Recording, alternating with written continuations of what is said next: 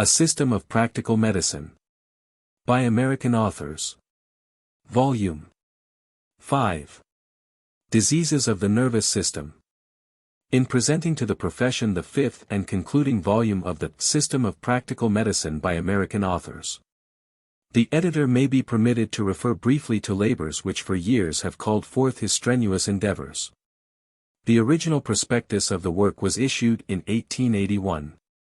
The first volume was published in January, 1885, the second, in May, 1885, the third, in September, 1885, and the fourth, in February, 1886. In view of the delays inevitable in large and complicated literary enterprises, such unusual punctuality reflects credit alike on the zeal of the contributors and the energy and resources of the publishers. The duties of the editor have been lightened and rendered agreeable by the unvarying courtesy and cordial cooperation of all connected with him in the undertaking. And he has been amply rewarded by the realization of his hopes in the favorable reception accorded to the successive volumes by the profession on both sides of the Atlantic.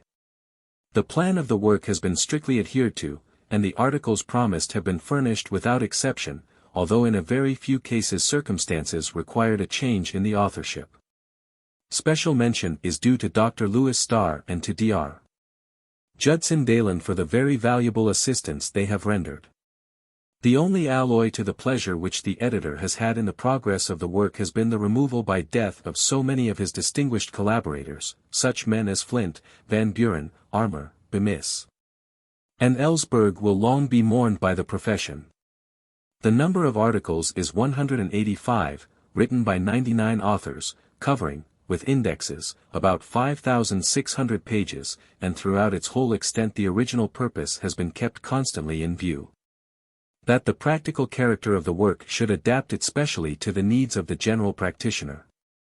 In conclusion, the editor feels that it is a subject of congratulation that through the combination of so many leading members of the profession it has been rendered possible to present in this work, for the first time, the entire subject of practical medicine treated in a manner truly representative of the American school. Philadelphia, June, 1886. 1. Psychic symptoms. Abnormal emotional states.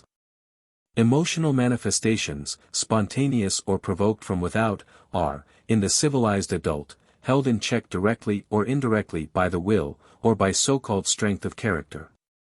Extreme variations are allowed as being within the normal, from the stupidity of the peasant and the impassibility of the hero to the sensitiveness and almost unrestrained reactions of the child or of the artist. Each individual must be judged by his own and his racial and family standards in this respect.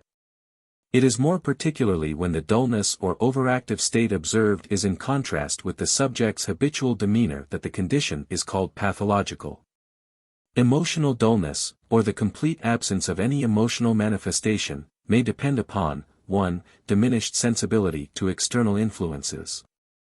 2. Sluggishness of cerebral action, more especially in the range of sensori-ideal processes, or to general want of intelligence. 3. Absorption of the subject's cerebral powers in some special object, real or delusive. The first form is illustrated in various grades of idiocy and backwardness, the second, in fatigue, prostration, and in conditions of dementia. The third is well exemplified in cases of insanity where the patient is devoted to one delusion or dominated by hallucinations, melancholia attonita, in which case the subject may be told the most painful news, insulted most grievously, or threatened fearfully without manifesting grief, anger, or fear. In some instances absolutely no emotional life can be detected. Emotional exaltation may be due to, 1. Increased sensibility to external influences, 2. To deficient self-control. The first condition is illustrated in neurasthenic and hysterical subjects and in forms of mania. Slight or almost imperceptible provocations call forth reaction, a noise causes fear, a look anger or tears, etc. The second mechanism is apparent in diseases, dementia paralytica, where the cerebral hemispheres are extensively diseased and the cerebral power lessened. More especially is this the case where the right hemisphere is injured. And in cases of simple debility or asthenia, as when we see a previously mentally strong man shed tears or start most easily in convalescence from acute disease. It may also be stated, in general terms, that the emotions are manifested in inverse ratio to the subject's mental or volitional power. Psychologically, the emotions are intimately related, on the one hand, with sensory functions, and on the other with more purely mental functions. Anatomically, it is probable that emotions are generated in basal ganglia of the brain, thalami optici and ganglion pontis, in close association with the sensory areas of the cortex cerebri, while the volitional inhibitory power is derived from regions of the cortex situated frontad. Clinically, we meet with abnormal emotional states in a great many diseases of the nervous system, more especially in hysteria, neurasthenia, and insanity. Depression in the psychic sphere manifests itself by the presence of psychic pain, psychalgia, by slowness of emotive reaction and of intellect ion, and by the predominance of fear, grief, and other negative emotional states. This complex mental state is usually accompanied by corresponding physical symptoms, general debility, reduced muscular strength, slowness of visceral functions, and retarded metamorphosis. The features are relaxed and passive. The posture sluggish, indifferent, or cataleptoid, the animal appetites are reduced. It is seldom that the entire economy does not sympathize with the psychic state. In exceptional cases some emotions are abnormally active, as in hypochondriasis. Or there may be abnormally active muscular movements, as in melancholia agitata. Usually, depression is a fundamental part, however, of a more complex symptom group, as in hypochondriasis, melancholia, hysteria, the prodromal stage of mania or paralytic dementia, etc. But sometimes it constitutes a so-called disease, melancholia sin delirio. Although depressed subjects often appear indifferent to their surroundings, and react slowly or not at all, it must not be supposed that their emotions are not subjectively active. They are often abnormally so, and psychic hyperesthesia coexists with psychalgia. No anatomical seat can be assigned to the processes which constitute this state, and the following, their psychic mechanism is unknown. Exaltation, or abnormally great mental activity, including emotions, so-called cyclampsia, manifests itself by a pleased or happy subjective state, by increased reaction to external stimuli, by unusually abundant and rapid ideation, and by a corresponding increase of somatic activity, as shown by apparent excess of muscular power, of circulation, of visceral activity, and of the appetites. The entire being, in certain cases, becomes endowed with additional capacity and power.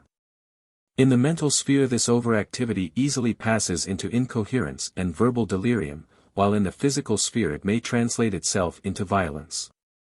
Clinically, exaltation may show itself as an independent morbid state, known as mania sin delirio. It more commonly appears, with other symptoms, in the shape of ordinary mania, of delirium tremens, of dementia paralytica, etc. Exaltation often follows morbid depression, and these two states sometimes alternate for years, circular insanity.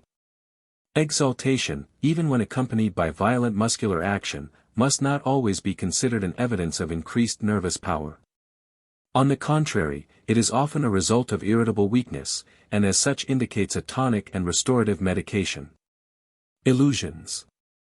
By illusion is meant the result of malinterpretation of an external impression by disordered sensorial or cerebral apparatuses. All of the special senses and the common sensory nerves may be the media of illusions, but they more commonly manifest themselves in the visual and auditory spheres. A few examples will best illustrate the exact meaning of the term. An insane person mistakes a casual visitor for his brother or father. He fancies that a piece of furniture is a flowering shrub or a threatening animal. Another patient will declare that the food in his mouth tastes of a particular poison. Still another, having pains in the night, solemnly avers that he has been beaten or cut, etc. A real impression is made upon the centers for vision, taste, and common sensation, but it is wrongly interpreted or appreciated. The exact mechanism of illusions escapes our present means of analysis. The peripheral apparatus or the perceptive center may be disordered, probably, in most cases, the latter.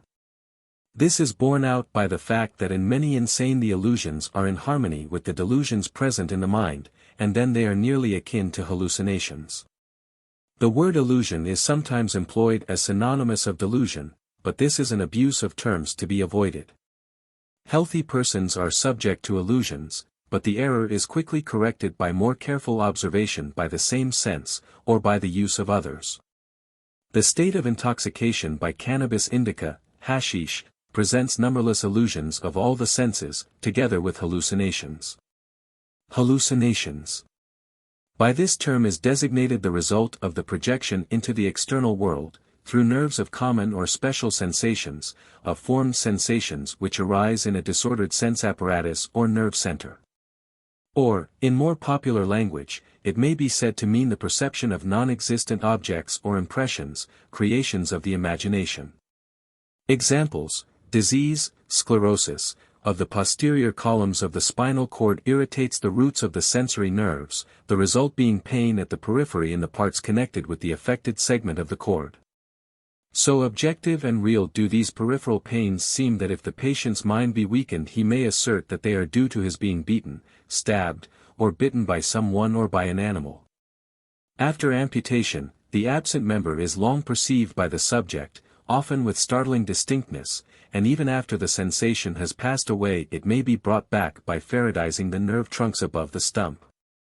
The patient may hear voices, music, or simple sounds when in reality there is silence, or he may be surrounded by imaginary images or plagued by hallucinatory smells and tastes.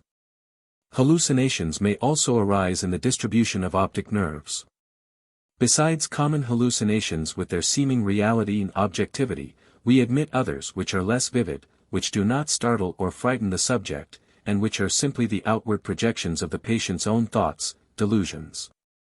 The subject of persecution by imaginary enemies may see around him the faces of his pursuers with appropriate expressions, or hears their insulting or threatening remarks, as outward plastic reproductions of his thoughts. But the patient himself recognizes the want of actual objectivity and clearness in these images. These we call, after Bail Larger, psychic hallucinations or pseudo-hallucinations.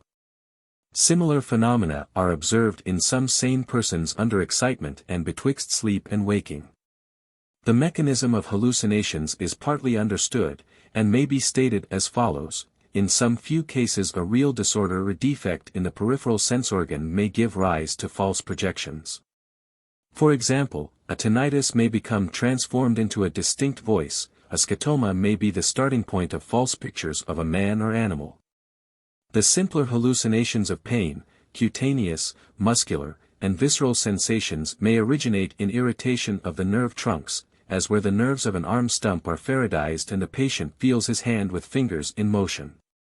But the general or common genesis of hallucinations is in disordered states of nerve centers, those for common sensations and the special centers or cortical areas in the brain. Thus, a morbid irritation of the cortical visual area or sphere will give rise to abundant hallucinations of sight, irritation of the auditory sphere to hallucinations of hearing, as sounds and voices, etc. It must be borne in mind that, however pathological hallucinations may be, they arise from the operation of a fundamental physiological law. In health we constantly refer our sensations or transfer them into the external world, thus creating for ourselves the non-ego. All terminal sensory nerve endings receive only elementary impressions or impulses from external agencies, and these are perceived and conceived as images, formed sounds, etc. in the appropriate cortical centers. Then by the law of reference of sensations these elaborated, idealized conceptions or pictures are thrown outward again and contemplated as objective. In this physiological mechanism lies the kernel of truth which is included in idealism. Hallucinations may occur without derangement of mind or impairment of judgment. Many instances are on record of transient or permanent hallucinations of various senses in perfectly healthy persons who were fully aware of the unreal character of what they saw or heard.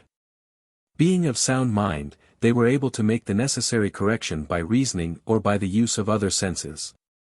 In very many forms of insanity hallucinations are prominent, though they also occur in quasi-sane conditions, as in hypochondriasis, hashish, belladonna, and opium intoxication, the stage between sleeping and waking, etc.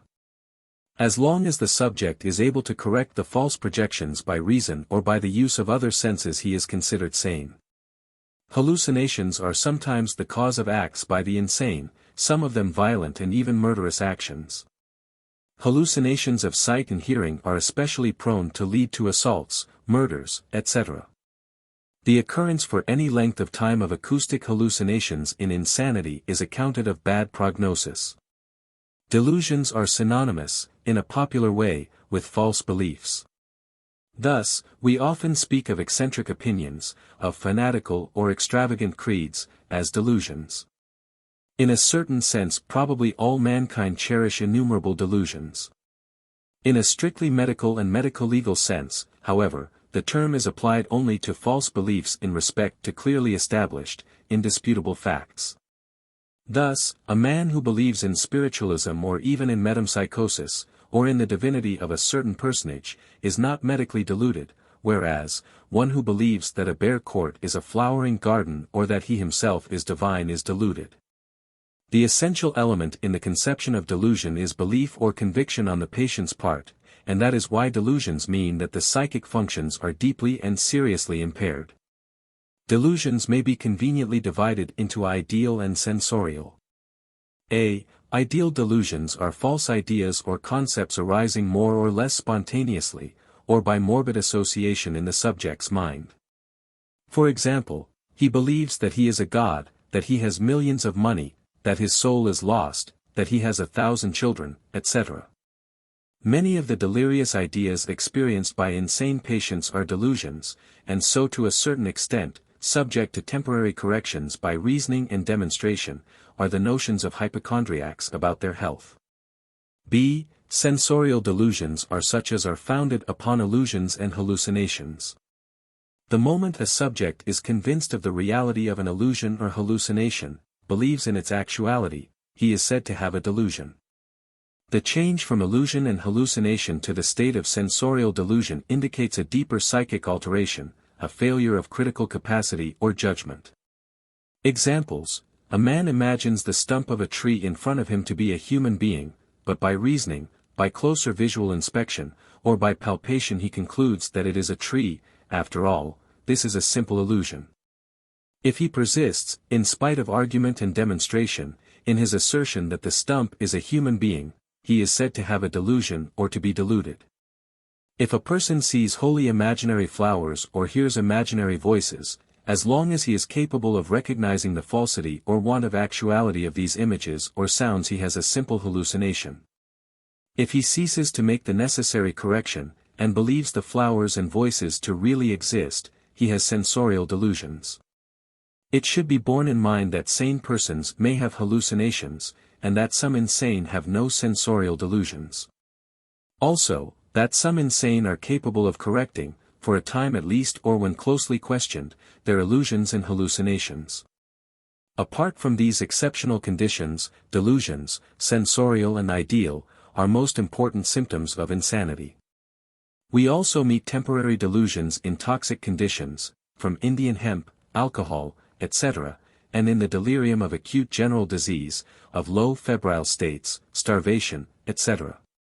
Delusions are sometimes named in groups, according to the prevailing type of mental action. Then, we have exalted delusions, in which the false notions and beliefs are rose-colored or extremely exaggerated, as in paralytic dementia, etc.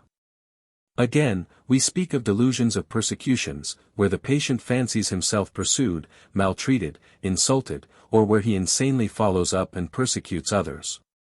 Such classification is useful for purposes of clinical and psychical study. Imperative conceptions or controlling morbid ideas and desires are ideal delusions presenting certain peculiarities. One of which is that of growth by accretion and assimilation by a sort of false logic and grotesque analogical reasoning, until from a mere fancy or notion the growth invades and governs the entire subjective life of the subject. Violence is a complex symptom always deserving of study and psychological analysis. It may present itself as an increase of a naturally bad disposition or as a wholly new exhibition of irritability and temper. Beyond these limits it may assume the shape of abusive and foul language, not before employed by the subject, or of physical acts of a destructive or dangerous character. Viewing the condition from a psychological standpoint, we should endeavor to distinguish between merely impulsive or animal violence due to overactivity of the emotional state or to a loss of self-control, cortical inhibition, and quasi-deliberate acts due either to special delusions or to delirium. Abnormal irritability, or increase in an originally bad temper, is met with in hysteria, neurasthenia, and partial dementia. Masturbators and epileptics frequently exhibit this condition. In a state less pathological, from mere fatigue or overwork, irritability may temporarily show itself as a result of reduced cortical energy. And in such cases rest, a cup of tea or coffee, alcohol, or even ordinary food, restores good nature and equanimity as by magic. In little children bad temper is a frequent precursor of illness, more especially of cerebral disease. Greater degrees of violence in speech and acts are met with in hysteria, neurasthenia, and in many forms of insanity, in the guise of exaggerations of animal propensities, to make a noise, break objects, injure persons in an aimless general way. Voluntary or quasi-voluntary acts of violence are those which are done under the influence of hallucinations, delusions, or of delirious ideas, usually by insane patients. The delirium of acute or inflammatory disease or of the typhus state is rarely active, although pericarditis sometimes gives rise to very violent delirium, and the mild delirium with picking and gesticulating of pneumonia, typhoid fever, etc. may sometimes simulate mania. In general terms, the words and acts of patients represent the ideas passing through their minds in a rapid confused way, much as in dreams. Violence done under the influence of clearly defined hallucinations and delusions is most dangerous, because it is executed with apparent deliberation and volition. Thus, a man laboring under hallucinations of hearing, fancying himself insulted, may turn in the street and strike or shoot someone near him, the supposed author of the insult. An epileptic falls in a partial attack or has epileptic vertigo. As a part of the seizure there is a dreamlike scene of assault, actual or threatened, upon him, and on rising from the ground, or after the momentary vertigo the patient, acting in accordance with the demands of the dreamlike scene, makes an onslaught upon those near him or smashes furniture, etc. Seeing such acts, without knowing their genesis, one is liable to consider them normally deliberate and malicious. On recovering consciousness, which may not be for several hours or days, the epileptic patient appears utterly oblivious of his actions, and is much astonished to learn what he has done. In many cases of insanity violent acts are done through a similar psychic mechanism, i.e. through the domination of delusions. Delusions often give rise to what may be termed negative violence, resistance to personal care, treatment, giving of food, etc. This is exemplified in acute melancholia, with overpowering fears of all kinds and terrorizing hallucinations of sight and hearing. The patients crowd in corners or sit curled up, and resist with all their might whatever is done for them, even striking and biting the attendants. Therapeutically, the question of physical restraint or non-restraint in the management of violence might be discussed here, but the question is one which can be much better considered in connection with the general treatment of insanity. And the reader is consequently referred for information to the article on that subject. Delirium is a term which has been so variously applied that a brief definition of it is well nigh impossible. Illogical or unreasoning and incoherent thoughts expressed in words and acts may suffice to give a general idea of the condition. Extreme applications of the term are, for example, to say that in a case of extreme dementia the rambling, disconnected talk is delirium, or that in certain forms of monomania the expression of the patient's peculiar delusion is delirium. It seems to us that there should be a certain degree of activity in the production of morbid ideas, with confusion in their expression, to justify the use of the term delirium. Again, in some instances the delirious talking and acting are only the reflex of abundant hallucinations of various senses which beset the patient. In some other respects the term delirium is applied in several distinct ways, First, in a substantive form as a designation for the incoherent words and acts of a patient. Usually, it is then put in the plural form of deliria. Thus we have the more or less highly organized, fixed or changeable deliria of monomania, chronic mania, melancholia, paretic dementia, etc. And the confused and evanescent deliria of acute general diseases, intoxications, and many forms of insanity. In short, we may speak of a sick person's deliria as we would of a normal person's thoughts. Or in still more elementary analysis, deliria are abnormal or insane thoughts and corresponding action. Second, delirium is used adjectively as designating certain diseases, e.g. delirium tremens, delirium apotu, acute delirium of acute diseases, etc.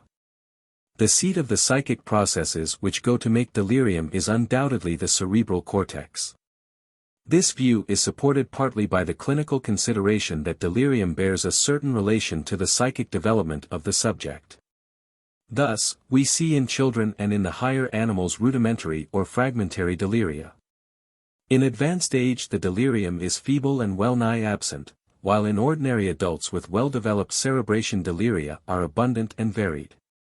From pathological anatomy we learn that deliria become simplified and subside in proportion as the cerebral cortex becomes more and more damaged by effusions, by pressure effects, or by degenerative changes. As to the relation between special histological pathological changes, our knowledge is small and to a certain extent paradoxical. Thus, it is universally admitted that delirium may be due either to hyperemia or to anemia of the brain. The delirium of alcoholic or cannabis intoxication may be fairly assumed to be of sthenic or hyperemic origin, either by the nervous elements themselves being in an exalted state of irritability, or because an increase in the circulation of arterial blood in the brain leads to greater activity of the cellular elements. Again, delirium appears in conditions of general or cerebral anemia, as in starvation, after prolonged fever, after the withdrawal of customary stimuli, etc. These views are confirmed by the fact that some deliria cease upon the administration of sedatives and narcotics, while others are relieved and cured by rest, stimulants, and food. On the other hand, a large class of deliria, as exhibited in the insane, escape pathological analysis, for example, the delirious conceptions of monomania occurring in apparent somatic health and without well-marked symptoms of cerebral disease. We are much in the dark as to what the processes may be by which delusional notions grow in the subjective life and manifest themselves outwardly as deliria.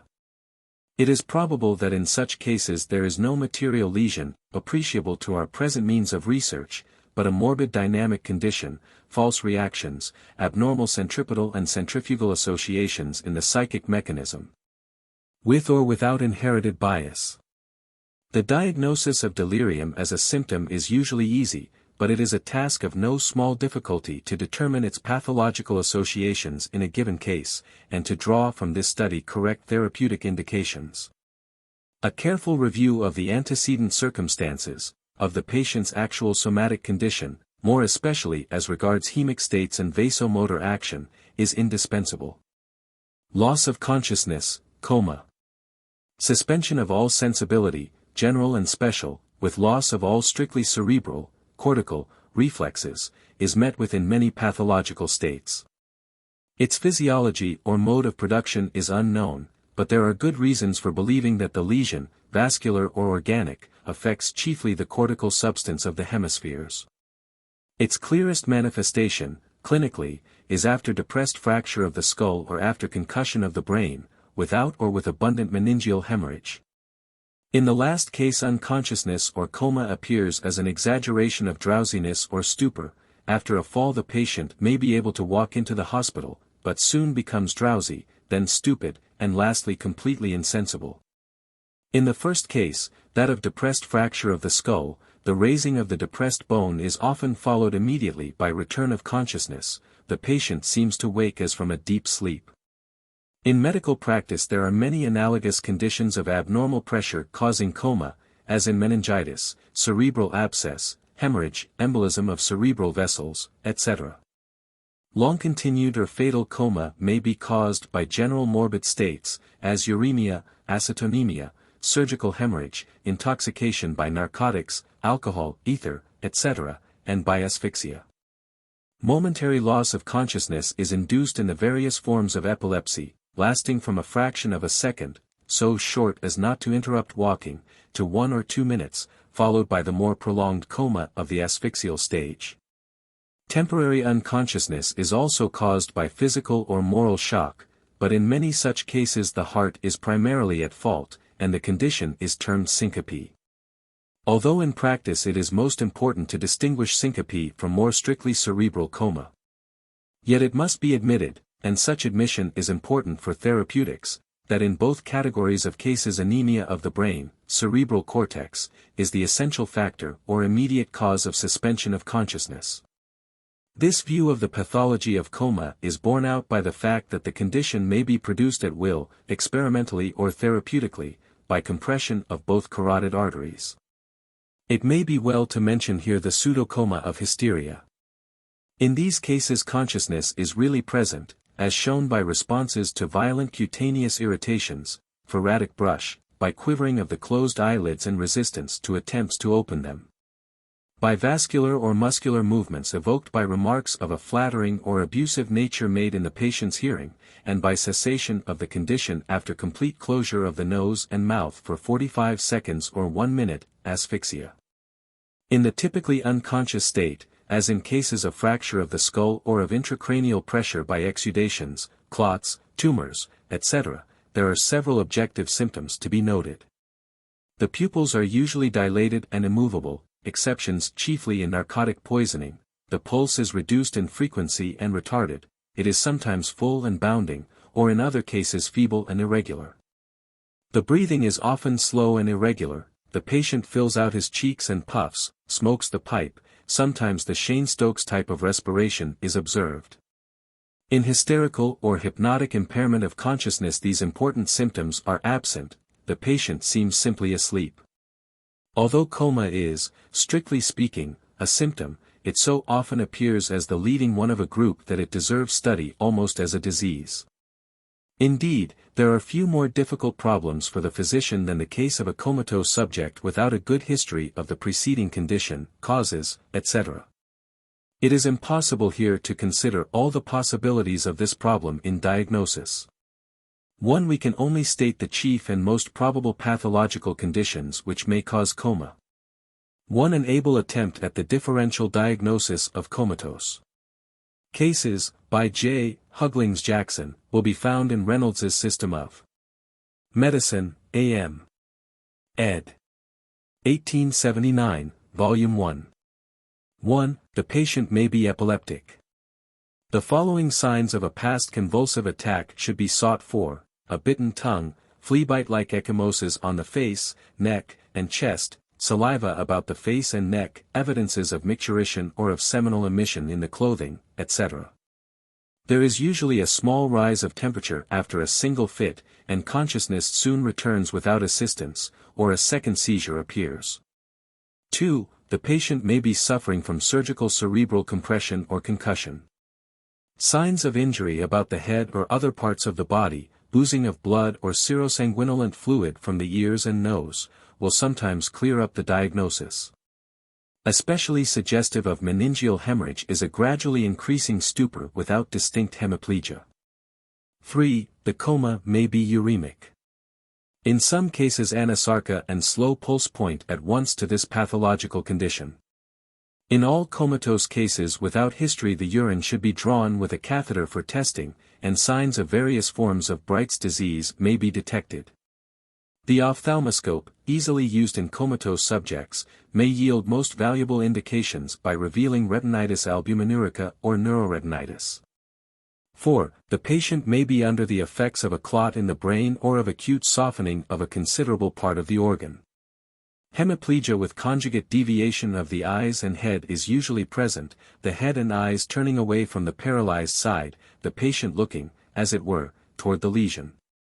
A latent hemiplegic state may sometimes be determined by one-sided redness of the buttock, and by a slight difference of temperature between the two hands, paralyzed side warmer. The general temperature of the body, measured preferably in the vagina or rectum, exhibits a marked rise. After cerebral hemorrhage there is, according to Charcot and Bournville, a fall below the normal during the first hour, followed by a steady rise to 106 degrees or 108 degrees Fahrenheit at death in severe cases. After embolism or thrombosis, causing softening, the rise of temperature is less in extent and not as regularly progressive. 5. The subject may be simply drunk or poisoned by alcohol. In such a case the patient may usually be roused momentarily by loud speaking, shaking, or by painful impression. The breath is alcoholic, the cerebral temperature subnormal or normal. The urine must be tested for alcohol. 2. It must not be forgotten that on the one hand intoxicated persons are most prone to falls causing fracture of the skull or concussion, and on the other hand that the early stage of coma from meningeal hemorrhage resembles narcosis. 2. Anstey's test. A test solution is made by dissolving 1 part of bichromate of potassium in 300 parts by weight of strong sulfuric acid. The urine is to be added drop by drop to the solution. If a bright emerald green color suddenly results from this manipulation, it signifies that there is a toxic amount of alcohol in the urine. 6. The coma of congestive or malignant malarial fever is to be distinguished mainly by the absence of physical or paralytic symptoms, coinciding with a high rectal temperature. The spleen is often enlarged. Some would add that Bacillus malariae in pigment might be found in the splenic blood, withdrawn by a long, fine needle. 7. Toxic narcosis, from opiates, morphia, chloral, etc. are often difficult of diagnosis, except that from opiates and morphia, in which extremely slow respiration and contracted pupils, with lower temperature, point at once to the cause.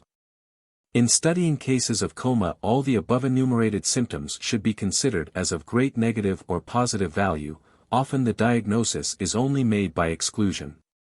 The Cheyne-Stokes respiration, pupillary variations, differences in pulse rate and volume, are present in such varied conditions, irrespective of the nature of the lesion, as to render them of minor value in differential diagnosis. Double consciousness is a rare condition, in which the subject appears to have separate forms or phases of consciousness, one normal, the other morbid. This occurs in hypnotic and somnambulic states, probably also in certain cases of insanity in epilepsy. The current of normal consciousness is suddenly broken. The patient enters into the second or abnormal state, in which he acts, writes, speaks, moves about with seeming consciousness.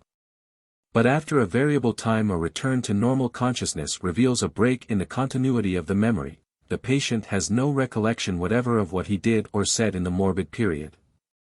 In the hypnotic state subjects may show increased power of perception, and are strangely susceptible to suggestions or guidance by the experimenter. In a second attack the patient often refers back to the first, and does things in continuation or repetition of what he previously did, apparently taking up the same line of thought and action. The morbid states, long or short, are joined together by memory, but are wholly unknown in the normally conscious states. In other words, the patient leads 2, or 3, according to a few observations, separate lives, each one forming a chain of interrupted conscious states. In epilepsy we observe remarkable breaks in normal consciousness. The patient goes through certain acts or walks a distance or commits a crime in a dreamlike state, and suddenly, after the lapse of a few minutes, hours, or days, becomes normally conscious and has no recollection of what he did with such apparent system and purpose during the seizure.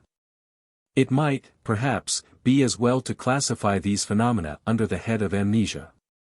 A case is on record where a man traveled, seeming normal to fellow travelers, from Paris to India, and who was immensely astonished on coming to himself, returned to common consciousness, in Calcutta. Many murders have been committed with apparent design and with skill by epileptics, who upon awaking from their dreamlike state were inexpressibly horrified to hear of their misdeeds. Amnesia, or loss of memory, may vary in degree from the occasional failure to remember which is allowed as normal, to the absolute extinction of all mental impressions or pictures. This word and the expression memory are here used in a restricted sense, reference being had only to purely intellectual and sensorial acts related to intellect. If we take the general or biological sense of the term memory as meaning the retention of all kinds of residua from centripetal impressions and of motor centrifugal impulses, including common sensory and visual impressions. Special sense impressions, all unconsciously received impressions, emotional, intellectual, and motor residua, we should consider amnesia in a correspondingly general way. This, however proper for a physiological study, would be far too complex and premature for an introduction to practical medicine. Recognizing memory, therefore, as a universal organic attribute, a capacity to retain impressions, we will treat of it only in the commonly accepted sense referred to supra. Failure of memory may be real or apparent. In the latter sense, amnesia is induced by diversion of the attention into a channel different from that in which the line of inquiry is conducted. A normal example of this is seen in the state known as preoccupation, where a person intent upon a certain thought or action forgets who is about him, where he is, and if asked questions fails to answer or answers incorrectly. In pathological states, as in acute curable insanity, apparent loss of memory is often caused by the domination of an emotion or of delusions. In both cases, if the subject can be roused or brought to himself, he remembers all that we inquire about and is amused at his previous false answers or silence. Real amnesia consists in the actual blotting out of recollections or residua in a partial or general manner, for a time or permanently. These differences serve as the basis of a complicated subdivision of amnesia which it is not necessary to fully reproduce here. Temporary partial amnesia is a variety which is frequently observed in normal persons, even the most gifted. A word or fact escapes us, seems wholly lost for a few minutes, hours, or days. The more we strive to recall it, the less we succeed. Yet later, when not sought for, the fact or word appears in our consciousness as if spontaneously, but more probably by some effect of the law of association. Such partial and momentary forgetfulness may assume proportions which render it pathological. What is known as transitory aphasia may be classed in this group. In a few minutes or hours a person without apoplectic, epileptic, or paralytic phenomena loses all power to express his thoughts by speaking or writing. There is verbal amnesia and agraphia. The subject is conscious of his condition and of the wholly futile or incorrect attempts he makes to communicate with others.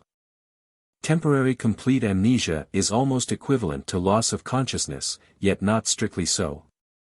For example, after a sharp blow upon the head a person may perform complicated acts, reply to questions, and apparently act normally. Yet after a variable time he will declare that he remembers absolutely nothing of the injury and what he did or said for hours or days afterward. The same phenomenon is observed in the course of psychoses, neuroses, epilepsy, in some acute diseases, and in certain states of intoxication. Permanent partial amnesia occurs in states of dementia, such as senile dementia, paralytic dementia, and in certain cases of aphasia. Great gaps exist in the patient's memory, some things are well recalled, others wholly and forever effaced. The psychological law governing the failure of memory in these cases is that the earliest and strongest impressions survive, while recent and less forcible, i.e. less interesting, ones are lost. Substantives or names are especially liable to obliteration, as are also many of the delicate residua which lie at the basis of the subject's ethical conceptions and acts. Permanent complete amnesia is observed at the end of degenerative cerebral diseases, as organic dementia, whether of the form termed secondary or that designated as paralytic. Sometimes after acute general diseases the memory may be a perfect blank for a considerable length of time, and education has to be repeated. Memory may be so completely absent that cases are known in which the patient gave a fresh greeting to the asylum physician every 2 or 3 minutes indefinitely, as if each were a first meeting. Momentary perception and automatic, reflex, response are there, but no impression is made, there is no residuum left in the cortical centers. In these cases amnesia is accompanied by degeneration of the visual, auditory, etc. cortical areas or centers. An interesting form of amnesia, not generally recognized as such, is the loss of acquired skill in muscular movements, such as are necessary for writing, for using tools, and for doing various delicate professional movements. Here the motor residua acquired by laborious education or training are gradually lost without actual paralysis or ataxia. This variety is exquisitely illustrated by certain cases of dementia paralytica where long before marked intellectual symptoms occur there is loss of skill in mechanical arts and in handwriting. In testing a subject's memory, due attention should be paid to the law of the survival of older and more interesting residua, as well as to the power of the law of association. Such questions should be asked as pertain to recent events in the patient's experience, and about matters which are not closely related logically. A patient who might tell us nearly all about his early personal experiences, his business and family relations, incidents of his childhood, etc., would fail to remember what he had for breakfast, what he did the day before, etc.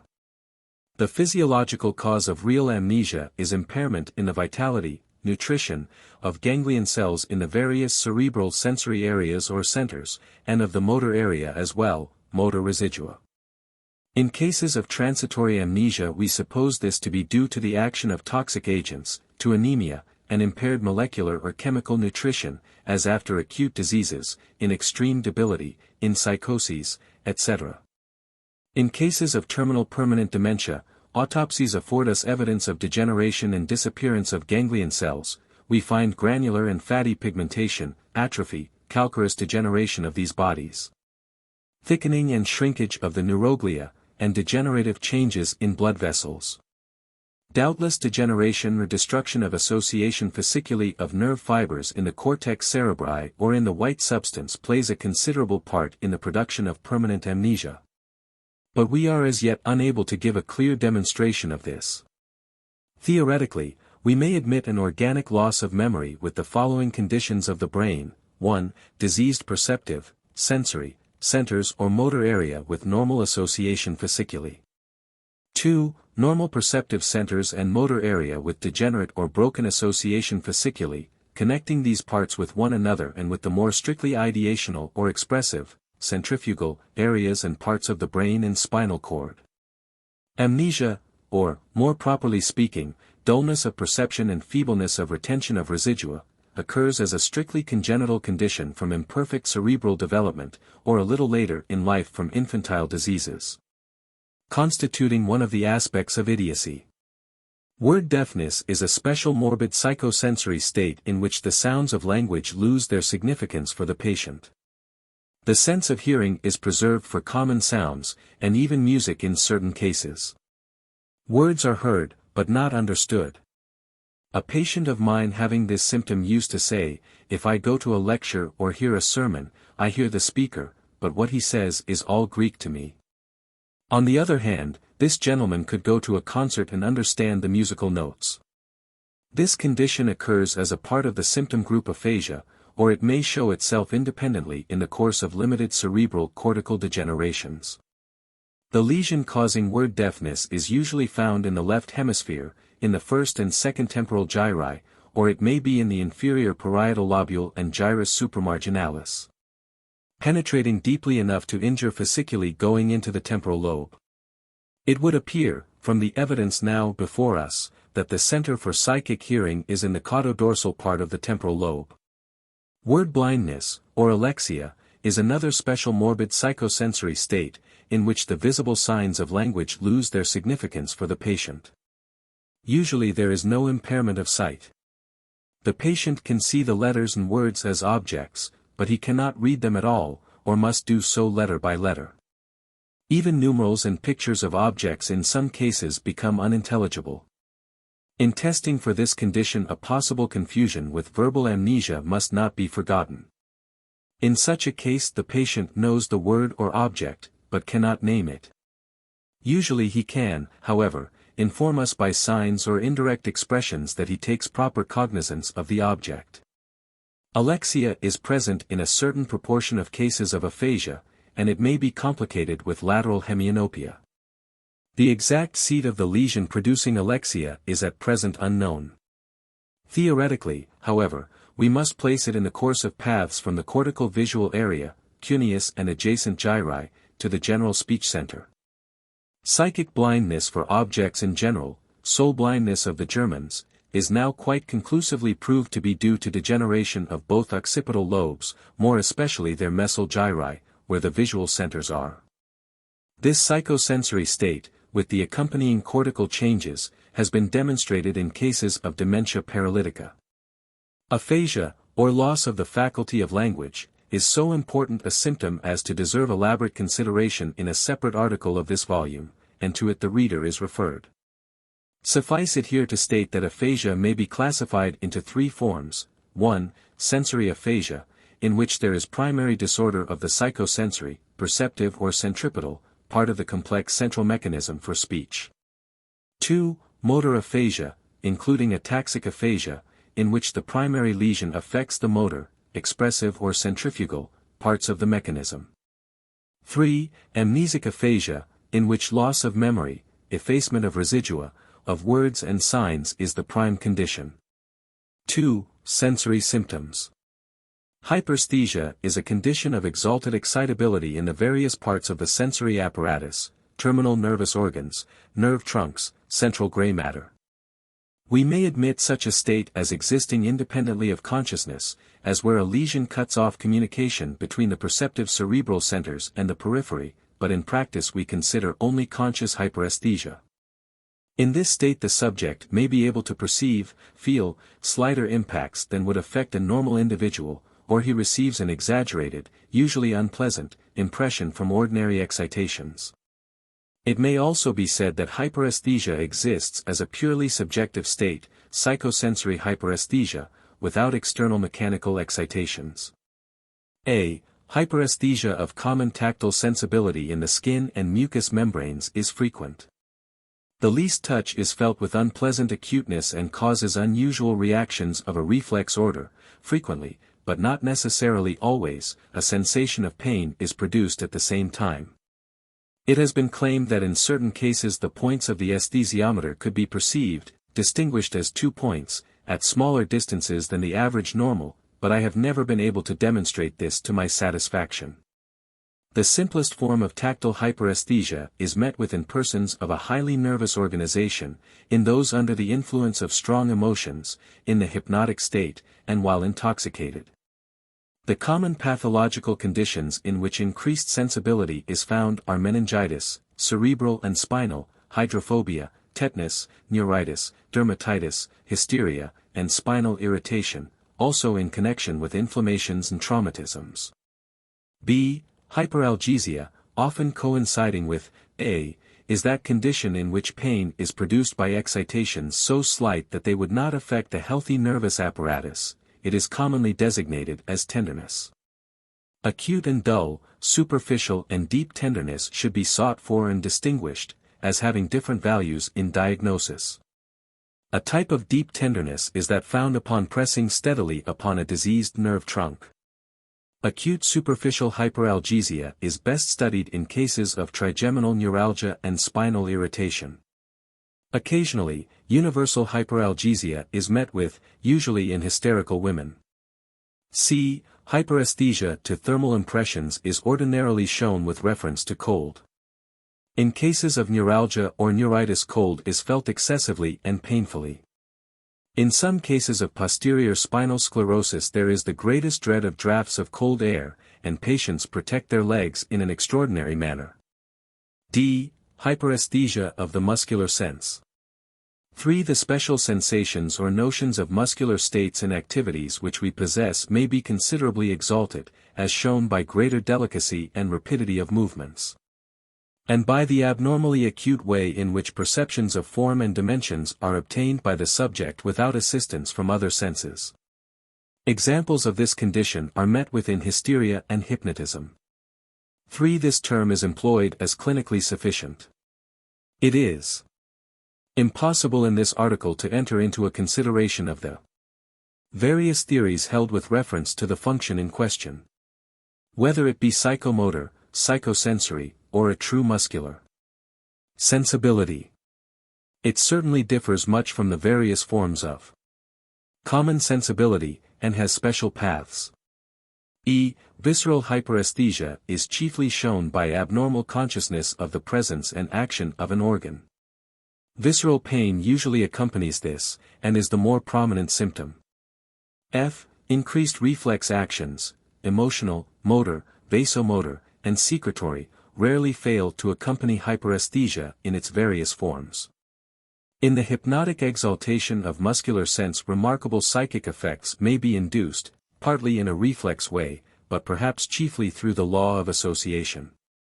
Paresthesi are sensations which arise centrally in nerve fibers or nervous centers, and are projected outward and referred to the periphery or surface by consciousness.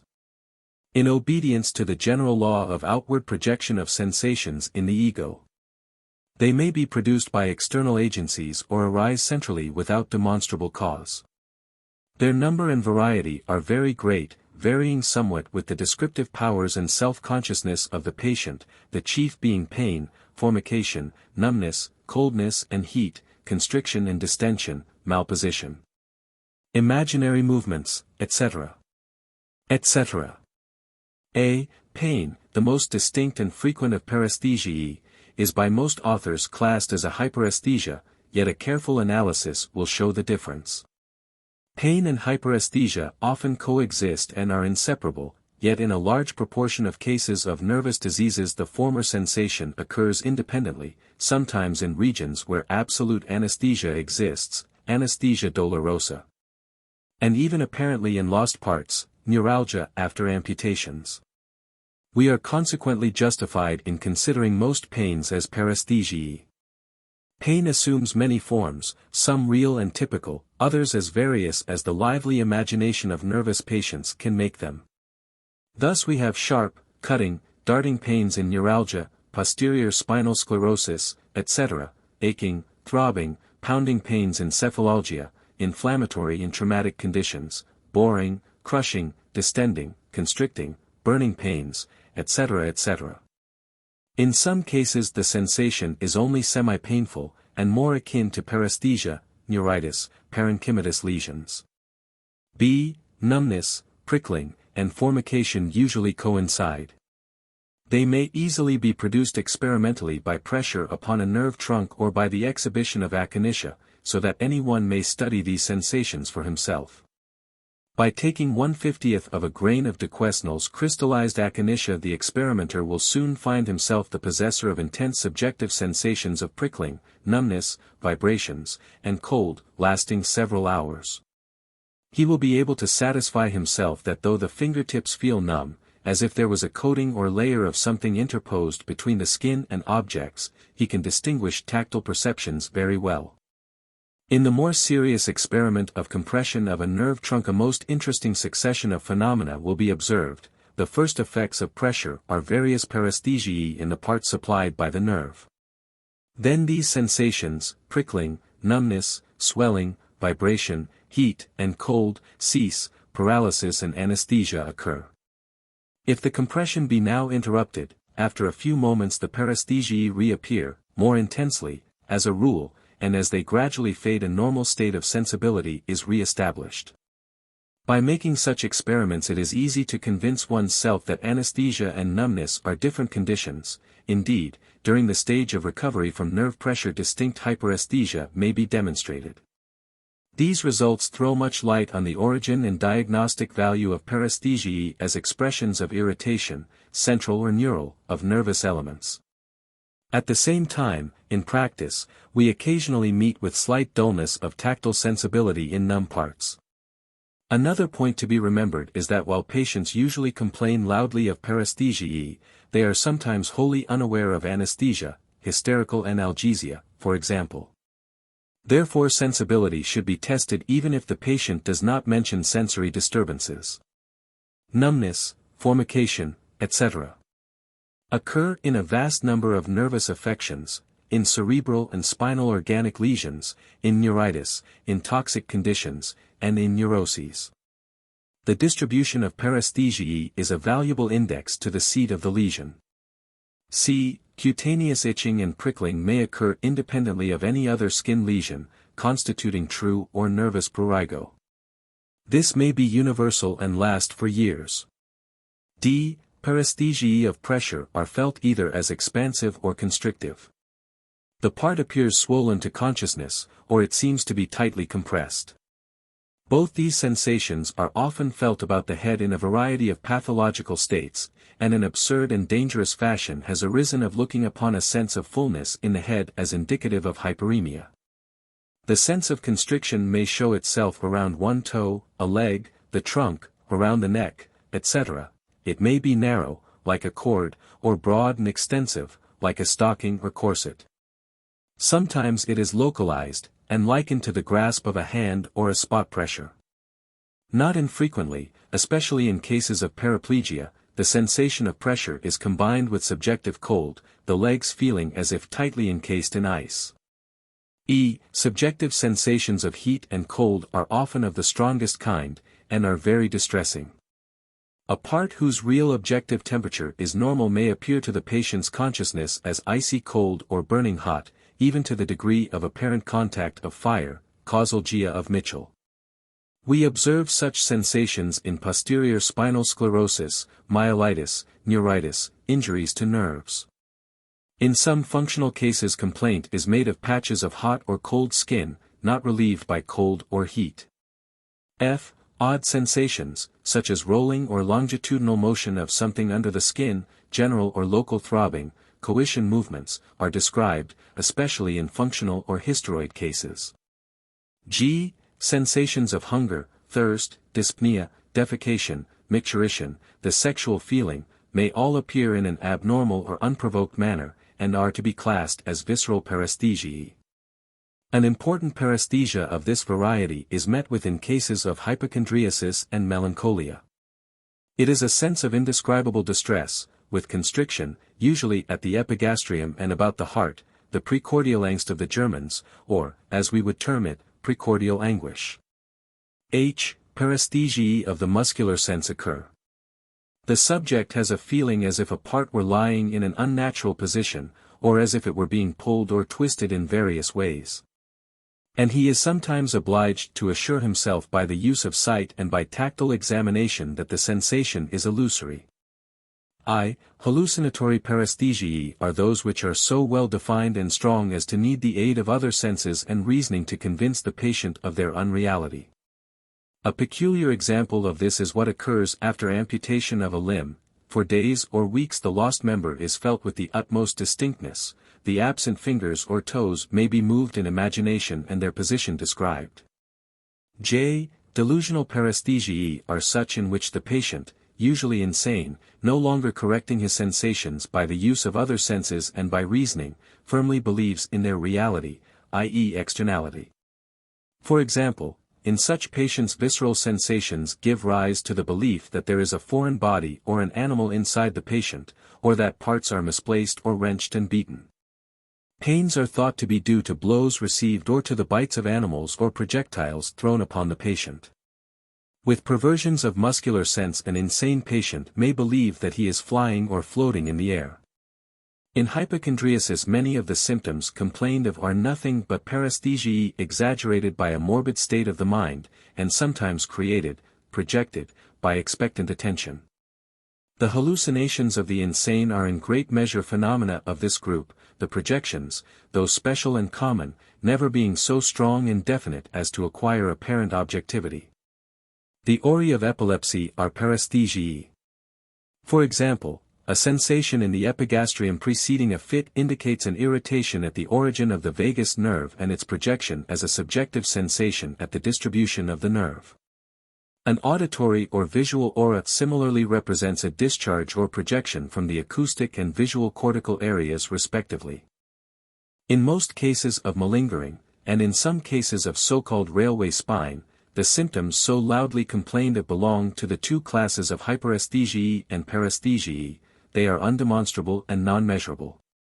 Only the patient himself can vouch for their reality. A diagnosis in such cases, without objective symptoms indicating well-known lesions, should be very reserved. Anesthesia, or loss of sensibility, may exist in every degree, from one so slight as to be hardly demonstrable by delicate tests to the most absolute loss of all feeling. It manifests itself in various modes corresponding to the normal physiological varieties of sensibility. In most cases the loss of feeling involves all of these, but in others they are separately affected, and we observe the following types, pure or combined. A. Tactile anesthesia. The capacity to perceive superficial and gentle impressions upon the skin and mucous membrane, and the ability to locate and separate such impressions, may be lost, while other modes of sensibility remain normal. B. Analgesia is that condition in which painful impressions are not perceived, though common, caloric, or muscular sensibility may be normal or nearly so. Pricking, cutting, and bruising are unperceived. This, the most common variety, is usually met with in hysterical cases. It occurs at a certain stage of general artificial anesthesia, in chronic alcoholism, extreme emotional states, and in hypnotism. Though a very striking symptom, it is not one of as serious meaning as loss of tactile or thermic sensibility. Often the patient is unaware of analgesia until tests reveal its existence.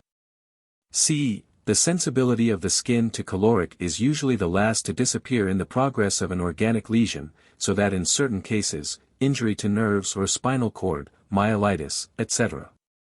Testing by ice or by a burning object is a sort of last resort. Before deciding in a given case that there is a complete break in the sensory tract, this test should be used as well as the application of the most intense induced electric current delivered upon the dry skin by a wire end. In some cases of partial anesthesia, e.g. in posterior spinal sclerosis, cold may be felt as heat and vice versa, or pinching may be felt as burning, and be quite persistent. D. The so-called muscular sense may be greatly impaired or lost without ordinary anesthesia. In such a case the subject is no longer directly and spontaneously aware of the exact position of his limbs, of passive motions done to them, and he executes voluntary movements with uncertainty. He is also unable to judge correctly of differences of weight in objects successively placed in his hand or hung from his foot.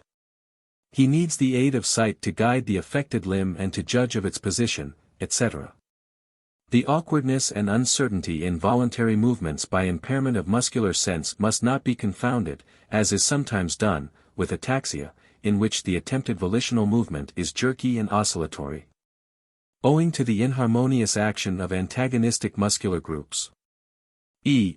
When a strong induced electrical current is passed through a muscle by means of wet electrodes applied to the skin, so as to cause a strong contraction, a special quasi-painful feeling, akin to that of cramp, is experienced in the contracting muscle, and is clearly distinguishable from the cutaneous sensation. This, the electromuscular sensibility, may be lost independently of other modes of feeling and without loss of contractile power. F. Some observers claim that a special mode of sensibility exists in the skin by which varying degrees of pressure are estimated, independently of traction upon tendons and muscles, muscular sense, and that this may be separately impaired or lost. G. Visceral anesthesia shows itself in the ordinary way by loss of that feeble degree of common sensibility which the internal organs possess, and also by impairment of their special functions, giving rise to anorexia, hydroadipsia, retention of feces and urine, loss of sexual feeling, without progenital anesthesia. Of course, these symptoms may be due to other conditions, and each case must be carefully studied. In the insane, visceral anesthesia gives rise to delusions of emptiness, destruction of organs, and even, if coinciding with general cutaneous anesthesia, to the notion that the body is dead or absent. A singular phenomenon often witnessed is retardation in the transmission of an impression, usually a painful one. Thus, in testing the sensibility of the skin of the legs in Tibetic patients, it is observed that instead of the normal, almost instantaneous, appreciation of the impression made by a needlepoint, there is a lapse of 2, 5, 10, or even 60 seconds between the pricking and the signal of sensation by the patient.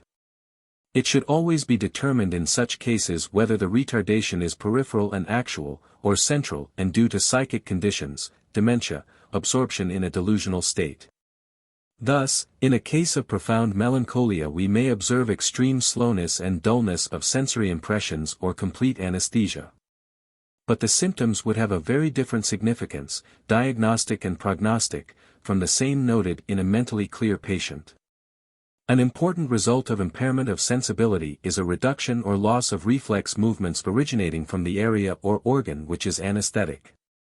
This is shown in anesthesia of the distribution of the trigeminus when the reflex-protecting movements of the eyelids no longer take place, in atrophy of the optic nerve when the pupillary reflex actions are lost. In posterior spinal sclerosis we see several illustrations of this law: progressive degeneration of nerve fibers in the posterior root zones of the spinal cord, causing loss of patellar reflex, of vesical, rectal, and sexual reflexes. And in most cases of ciliospinal reflexes and of muscular tonus. In these and analogous conditions one arc of the reflex mechanism is deranged, centripetal conduction is interfered with, and the reflex motor discharge can no longer be evoked. That a similar pathological condition occurs in the cerebral mechanism, and may serve to explain many psychic symptoms, is very probable. On the other hand, a destructive lesion may be so placed in the spinal cord or brain as to allow centripetal impressions to reach healthy spinal gray matter in the normal way, but preventing their passage frontad, upward, to be recognized by consciousness. In such a case we observe normal, or more commonly exaggerated, reflex action in parts which are insensible in the ordinary sense of the term. Indeed, in many cases the disconnected caudal portion of the spinal cord is in a state of vastly exaggerated reflex activity. As shown by the tetanoid and convulsive involuntary reflex movements which take place in completely paralyzed and anesthetic limbs, paraplegia from transverse myelitis. In general terms, it may be stated that when anesthesia is due to lesions of peripheral nervous endings, of nerve trunks, and of the posterior root system of the spinal cord, reflexes are diminished or lost. It is often stated that anesthesia causes ataxia of movement. This, from the results of experiments on animals and from clinical study, we believe to be a gross error. In animals and in man loss of sensibility gives rise to awkwardness or uncertainty in movement, increased if the eyes be closed, which is properly to be classed as a special variety of incoordination. But it is not from ataxia, in which irregular, jerky, oscillating motions occur when a volitional act is attempted. These movements resulting from want of harmony in the action of antagonistic muscles which in the normal educated state automatically act together to produce the desired result. Besides, we occasionally observe cases of typical spinal ataxia in which no impairment of sensibility can be observed. The topographical distribution of alterations of sensibility requires careful determination in practice, as from it we obtain most valuable aid in diagnosis. The following are the principal types observed. A. Alterations of sensibility in one lateral, vertical, half of the body and head. We thus have hemihyperesthesia, hemiparesthesia, or hemianesthesia, and the special senses on one side are frequently involved. This clearly hemidistribution indicates that the lesion or functional disorder is in the cerebral hemisphere of the opposite side, more especially in the caudal segment of the internal capsule or in its areas of cortical distribution, occipital, temporal, and parietal lobes. The distribution of hemianesthesia, etc. from organic disease in these parts is identical with that observed in some functional, hysterical, cases. We can make the diagnosis only by the help of other data. If the sensory disorder does not affect the head, but is limited to one lateral half of the body, it is, if due to organic disease, quite certainly of spinal origin. B. Two homonymous extremities or the two lateral halves of the body may exhibit opposite states of sensibility, anesthesia on one side and hyperesthesia on the other. This rare condition is witnessed in hysteria and in some forms of injury to the spine, lesion of one lateral half of the cord at a certain level. In the latter case paralysis is usually present on the hyperesthetic side, the symptoms constituting, with some others, Brown-Sequard spinal hemiplegia or hemiparaplegia. C. Alterations of sensibility in one caudal, horizontal, half of the body are said to have a paraplegic distribution, and are usually due to lesions of the spinal cord. The upper level of the symptom may be at any point between the neck and the toes.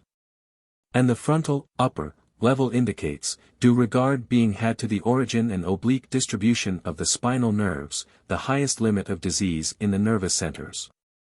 Very often, in organic disease especially, this is also indicated by the presence of a cincture feeling, paresthesia, at the frontal, upper, limit of the anesthesia, etc. D. Disorders of sensibility may be limited to one extremity. This very rarely depends upon cerebral disease, and in such a case the anesthesia, etc. is evenly distributed throughout the member, being most intense at its extremity, and being without sharp, distinct limits near the trunk. When due to diseases of the spinal cord, the cerebral, upper, limit of the symptom is usually clearly defined in accordance with the distribution of sensory nerves from the other, healthy, parts of the cord. A constriction band often marks the limit. Sometimes the peripheral anesthesia, etc. is more or less in the territory of certain nerve trunks. When we find the distribution of the sensory symptoms to coincide exactly in the area supplied by the large nerves of the limb, without cincture feeling, it is certain that the lesions affect one or more of these nerve trunks or the plexus above. In not a few cases the symptoms are due to hysterical or dyscrasic conditions, and the seat of the lesions, dynamic or molecular lesion, is uncertain. In judging of the distribution of anesthesia, etc. in a limb, due regard must be paid to variations in nerve branching and to collateral nerve supply. E. Alterations of sensibility occurring in well-defined areas of the hand, trunk, or extremities, corresponding to the known distribution of nerves, almost always indicates disease of the nerve itself. Much more rarely disease in the spinal cord at the origin of the nerve. The reflexes are then diminished or lost. In judging such cases, van der Kolk's law of the distribution of the motor and sensory filaments of nerve trunks should be remembered. It is, that of the two sets of fibers in a mixed nerve. The sensory fibers are distributed to parts which are moved by muscles which receive the motor fibers of the same nerve. Thus, in nerve lesions the chief sensory symptoms are always peripheral or distal from the chief motor symptoms. F. Disorders of sensibility sometimes appear in patches or irregular areas whose nervous connections are indefinite. Such patches of anesthesia, hyperesthesia, or paresthesia sometimes indicate foci of disease in the spinal cord and brain, as, for example, the pains, etc. of posterior spinal sclerosis. These patches may also occur in consequence of interference with local circulation of peripheral parts, and we meet with them in such conditions as hysteria, neurasthenia, alcoholism, etc. G. Universal hyperesthesia, paresthesia, and anesthesia may be observed. The last condition, in the insane, is very apt to give rise to delusions of non-identity in death of the body. The sensory disturbances of the special senses are well worth separate consideration. A. Optic apparatus. Hyperesthesia of the retina shows itself directly in photophobia, and indirectly, reflexly, by lacrimation and involuntary closure of the eyelids. Paresthesiae of the optic nerve and retina show themselves as flashes or projections of white or colored light in the visual field. These may be irregularly or generally distributed in the field, or appear as hemiopic, vide infra, or sector-like forms. Phenomena of this order may be experimentally produced by pressure on the eyeball or by the application of electricity over or near the eye. Photopsiae of most varied sorts, as flashes, colored scotomata, or quasi-forms may immediately precede epileptic seizures or attacks of migraine, constituting an optic aura. In some cases this assumes a definite picture form, when it partakes of the character of an hallucination. Anesthesia of the optic nerve and retina varies infinitely in degree, from slight blurring or veiling of vision, amblyopia, to complete blindness, amaurosis.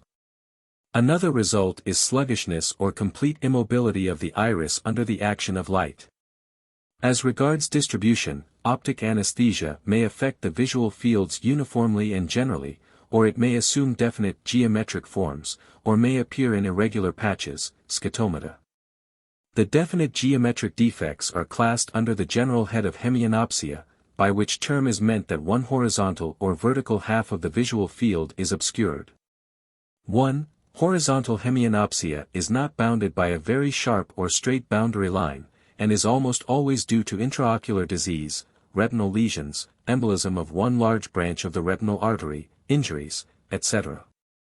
2. Vertical hemianopsia is usually marked by a sharply defined vertical limit in the visual field, passing through the point of fixation, or a little to one side of it more usually, leaving central vision very acute. Alpha, temporal hemianopsia, in which the temporal halves of the visual fields are dark, represents anesthesia of the nasal halves of the retinae, and is usually caused by a lesion of the chiasm of the optic nerve. So placed at its frontal or caudal edge as to injure the fasciculi cruciati. This variety is usually bilateral, but a lesion might be so situated as to affect only one fasciculus cruciatus.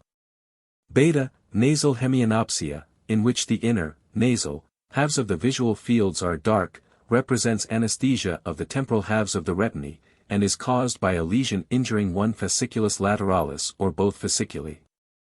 In the former case the nasal hemianopsia would be unilateral, in the second case, bilateral or symmetrical. Gamma, lateral or homonymous hemianopsia is that condition in which physiologically similar halves of the visual field are darkened.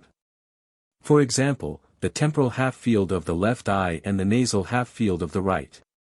This represents anesthesia of the nasal half of the left retina and of the temporal half of the right. The patient can only see, with one or both eyes, the right half of any object held directly in front of him. In such cases the lesion is always caudate of the chiasm, and may consist in interruption of the right optic tract, of disease of the primary optic centers, corpus geniculatum laterale and lobus opticus, on the right side. Of the caudolateral part of the right thalamus, of the caudal extension of the internal capsule or optic fasciculus within the right occipital lobe. Of the right superior parietal lobule or gyrus angularis penetrating deep enough to interrupt the optic fasciculus. Or, finally, the lesion may injure the visual center itself, viz. the cortex of the right cuneus and fifth temporal gyrus, of Ecker. Hemianopsia of any type may be incomplete or only sector-like, i.e. involving only a quadrant or less of one visual field or of both fields. Vide article on localization. Perception of color may be reduced, confused, or abolished in the retina, either a diffuse general way, throughout the field of vision, or following the laws of hemiopic distribution. In cases of hysteria, achromatopsia is not rarely met with, affecting the eye corresponding to the side on which the skin is analgesic or where paralysis exists. Hysterical achromatopsia may be transferred from one eye to another by the application of metals, by hypnotic manipulations, etc. Hemianopsic phenomena may be functional and transient, as witnessed just before attacks of migraine or sick headache. Attempts recently made, from purely theoretical considerations, to locate centers in the occipital cortex for perception of light, form, and color separately, are wholly unjustified or at least premature. Loss of reflex pupillary movements is a symptom of much importance. It occurs chiefly under these conditions: 1. With paralysis of the iris due to lesion of the third cerebral nerve, 2. With amaurosis or anesthesia of the retina. 3. With posterior spinal sclerosis. The last condition is distinguished from the others by the fact that while the reflex iritic movements are lost, the quasi-voluntary movement of accommodation efforts is preserved. This condition is known as the Argyll-Robertson pupil. Diplopia, or double vision, is due to paresis or paralysis of one or more of the ocular muscles, and as such is to be classed under motor symptoms. Megalopsia, apparent enlargement of objects, and micropsia, apparent reduction in size of objects, are sometimes due to disorder of the accommodation apparatus within the eye, and to local diseases causing displacement of the rods and cones of the retina. But they are often, no doubt, fanciful, in neurasthenia and hysteria. The same remarks apply to monocular diplopia. B. Acoustic apparatus. We know less of the sensory disturbances in the organs of hearing. Hyperesia shows itself by undue, painful, sensitiveness to sounds, and by the ability to perceive sounds which are inaudible to normal persons. In meningitis, hydrophobia, the hypnotic state, etc. this condition is observed. Paresthesiae are very common, appearing as subjective noises or musical tones, tinnitus aurium, of the most varied kinds, roaring, hissing, blowing, tinkling, whistling, crashing, bell sounds, etc. which seem to the subject to be in his ear or in his head. In the present state of our knowledge it is impossible to positively distinguish tinnitus due to local non-nervous ear disease from that which is strictly neural or cerebral in origin. Certainly, intense tinnitus may coincide with complete anesthesia of the acoustic nerve and a normal state of the middle ear. Theoretically, we may admit tinnitus, corresponding to photopsia in the optic apparatus, as due to an irritative lesion of various parts of the acoustic terminal nervous organ, the acoustic nerve, or the acoustic center. An acoustic aura, subjective blowing, hissing, etc., may immediately precede an epileptic attack. Subjective noises may be produced by excitation of the acoustic nerve and terminal organs by the galvanic currents. These galvanic acoustic reactions are regular in the normal condition, and are fully stated in works on electrotherapeutics. Anesthesia of the acoustic system by peripheral, neural, or central. Destructive lesions is frequent, and is distinguished from other forms of deafness chiefly by the fact that a sound transmitted through the bones of the cranium, as by a vibrating tuning fork held against the upper teeth or above the ear, is not heard on one or both sides. Although in a few rare cases the attempt has been made to define nervous deafness for certain sets of notes or as limitations at either end of the musical scale. Yet we are not prepared to recognize in neurological practice a condition of partial acoustic anesthesia corresponding to hemianopsia or achromatopsia. We believe that this progress will be made, however, thus enabling us to locate disturbances in parts of the organ of Corti and in the cortical center for hearing. C. Olfactory apparatus.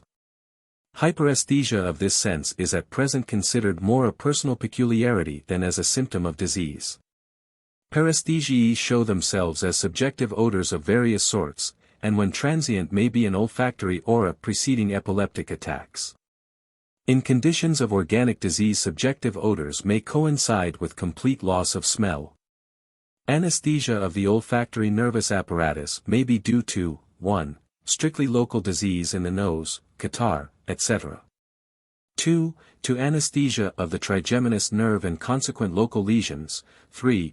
To a truly nervous lesion affecting the olfactory nerves, the olfactory bulbs, the olfactory tracts, or, lastly, the cortical center for smell, at present unknown in man. The two last morbid conditions are usually unilateral, and coexist with subjective odors. D. Gustatory apparatus. In this sense hyperesthesia is clinically unknown, though as a result of education extreme delicacy of taste, a relative hyperesthesia, may be produced. Paresthesiae are rare. In two cases in which we have observed the symptom, one of neurasthenia, the other of hypochondriacal melancholia, it consisted in a constant and most distressing sweet taste. The application of the galvanic current at the base of the brain, under the jaw, on the cheeks, and within the mouth produces subjective tastes of an acid or metallic nature. Anesthesia of the gustatory nerve occurs after section of the lingual branch of the trigeminus, an operation sometimes done for lingual neuralgia, in which case the frontal two-thirds of the tongue on one side loses its property of perceiving taste. As the result of central disease next to nothing is known of this symptom. It is probable that sweet and acid tastes are perceived in the mouth and forward part of the tongue. Bitter tastes on its caudal, posterior, third and in the throat, glossopharyngeal nerve. In the insane, paresthesiae and anesthesia give rise to a great variety of delusions about the state of the parts, the nature of their food, poison in the food, etc. As a part of typical complete hemianesthesia the special senses are involved. When of hysterical origin the whole retina of one eye is generally devoid of sensibility, or it does not perceive colors. When the hemianesthesia is due to a lesion of the caudal part of the internal capsule, organic anesthesia, we should expect to find lateral hemianopsia, with dark half-fields on the same side as the cutaneous anesthesia. We would not be understood as claiming that this point of distinction is as yet positively determined, but would advance it suggestively, subject to the result of observations on new cases. 3. Motory symptoms. Paralysis, or akinesis, is a condition in which loss of voluntary or involuntary muscular movement occurs through defective innervation. Such a strict definition is desirable, as excluding cases in which motion is abolished by local or general morbid states not essentially nervous, as in acute articular rheumatism, ruptures of muscles or tendons, fractures, extreme asthenia, etc. Paresis is a term often employed to designate a paralysis partial in degree. It does not mean an essential muscular paralysis. Paralysis varies infinitely in extent and distribution, yet certain types are recognized as having diagnostic value, and their exact determination is of great importance in practice. A. Hemiplegia, or paralysis of many muscular groups in one lateral half of the body. Alpha, common hemiplegia. In this, the most frequent form, we find loss of voluntary motion in many muscles of one side of the face and body. This condition may or may not be preceded by apoplectic or epileptic symptoms. It may occur gradually or suddenly. Although it is customary to say that in hemiplegia a patient is paralyzed on one side, this is not strictly correct, as careful observation shows that, 1. In the face only the lower facial muscles are distinctly affected. The tongue itself is rarely paralyzed, but its projecting muscular apparatus is, so that when protruded it deviates as a whole toward the paralyzed side. The eye muscles and masticatory muscles are unaffected. 2. In the extremities the loss of power is greatest in the hand and foot, less so in the arm and thigh, very slight in the muscular groups of the shoulders and hips. 3. The muscles of the neck and trunk, the respiratory muscles, and in general the muscles of the vegetative life are practically unaffected. These facts may be summarized by the statement that in common hemiplegia the greatest paralysis is shown in those muscular groups whose action is most independent on either side of the body. Or, in other words, in those whose functions are most highly differentiated and whose innervation is most cortical, from the motor centers in the cerebral cortex.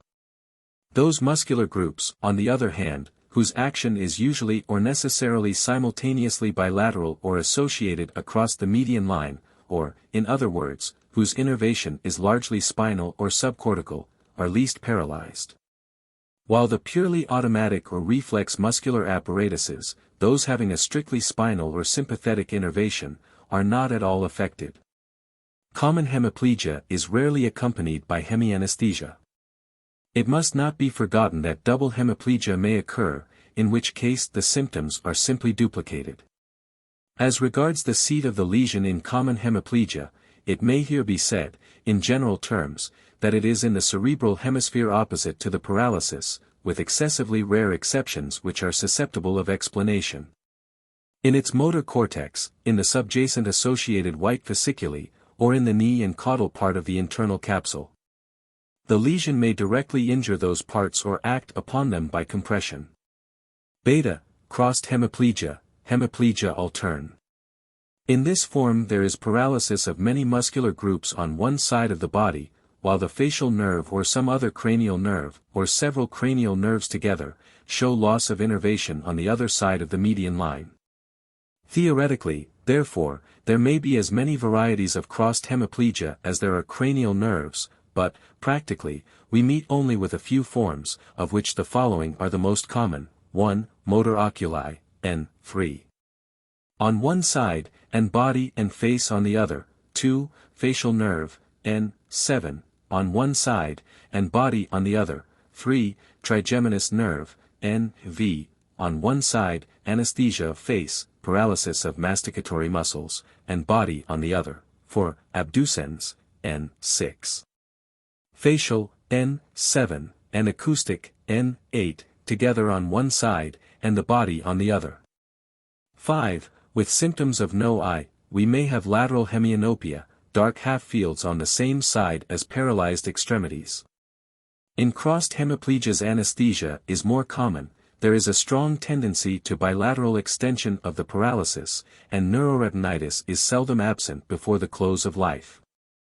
As regards the location of the lesion in crossed hemiplegias, it may be stated, in a general way, that it is in the base of the brain on one side of the median line, so placed as to directly injure one or more cranial nerves at their origin, and to compress or destroy the cerebral motor tract, pyramidal tract, above its decussation point, and in some cases also the sensory tract in the crura, pons, and oblongata. 4.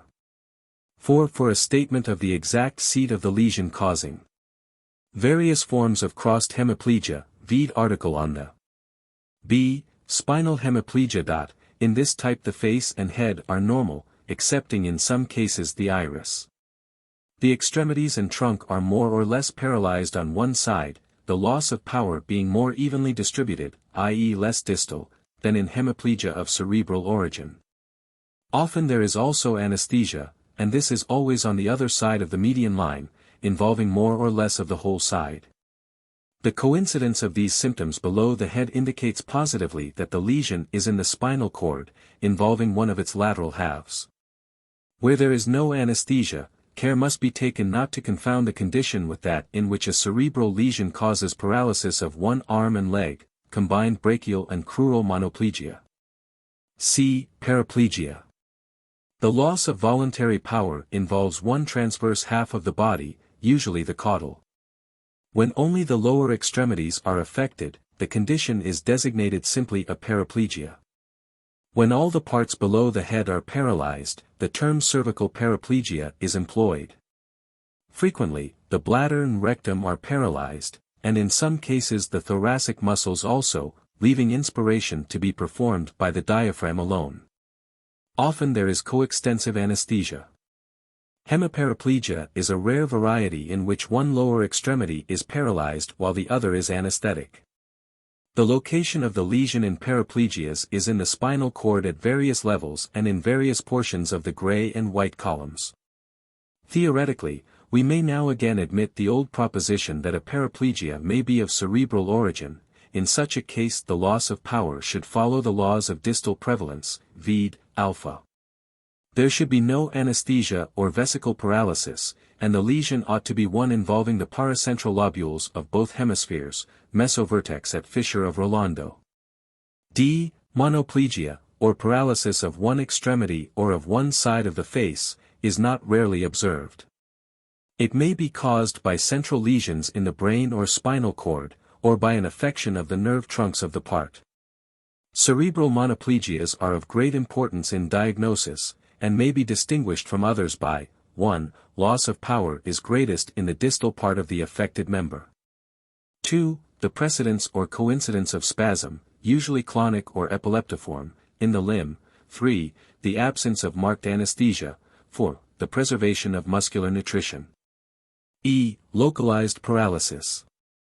The extreme types of this form of paralysis are paralysis of one external rectus and of one superior oblique. These muscles are each supplied by one whole nerve, and may therefore exhibit isolated paralysis. In the rest of the body, however, localized paralysis shows itself in groups of muscles as innervated by nerve trunks or by certain so-called centers in the spinal cord. As examples of the former variety may be cited common facial paralysis, Bell's palsy, and paralysis of the extensor muscles of the hand by injury to the musculospinal, radial, nerve, of the foot and leg from lesions of the sciatic nerve. As examples of the second variety we have the irregular paralysis of anterior poliomyelitis, infantile spinal paralysis. In localized paralyses due to lesion of the nerve trunks anesthesia is usually present, whereas it is not common in the second variety. The determination of the seat of lesion in neural localized paralysis is much facilitated by bearing in mind van der Kolk's law of the distribution of the motor and sensory fibers of a nerve trunk. Pseudoparalysis, i.e. conditions in which voluntary motion is lost without defect in innervation, as from muscular disease, injuries, inflammations, etc., is usually localized or irregularly distributed. F. The various internal organs, the viscera, supplied with striped or unstriped muscular fibers, may be paralyzed.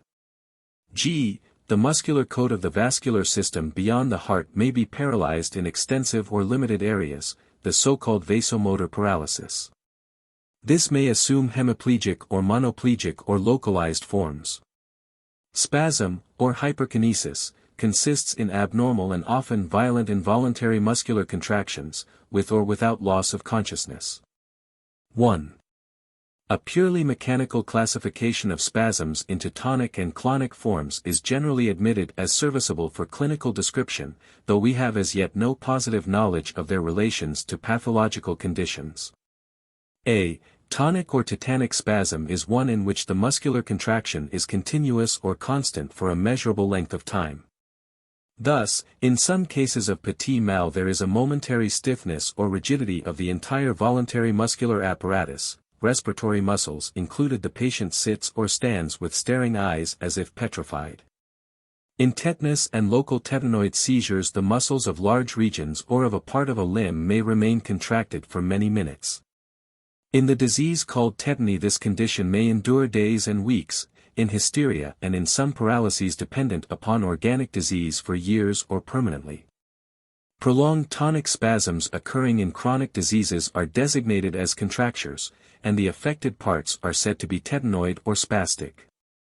A tonic spasm of long duration may show itself in involuntary muscles, as in the arteries, causing vasomotor spasm and ischemia, in the ciliary muscle, causing spasm of accommodation, in the urethra, esophagus, etc. A tonic muscular contraction accompanied by intramuscular pain is termed cramp. Under this general head may also be classed the emotional or dramatic expressive spasms of hysteria and hysteroepilepsy, a condition in which the emotions or ideas occurring in the patient's mind are involuntarily translated externally into attitudes or gestures, e.g., anger, fear, disgust, amorous and religious feelings, etc. b. Clonic spasms are those which consist in rapidly intermittent muscular contractions, local or general. These may be rhythmical in time or form, as in paralysis agitans, or wholly irregular, as in chorea. Jerking is a quasi-popular designation of clonic spasms. Tremor, or trembling, observed in persons during repose in any attitude, consists in small, wholly involuntary muscular contractions of sufficient extent to communicate to the parts a visible to and fro movement which is very often rhythmical. In order to distinguish this from any form of incoordination it is necessary that the observed movement should occur independently of all volitional effort.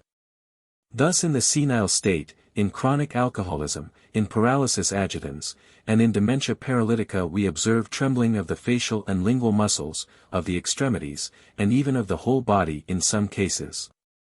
These are usually conditions of permanent or chronic tremor, but the symptom is sometimes observed as a transient phenomenon, as after violent muscular effort, after excesses of various sorts, under the influence of emotions, etc.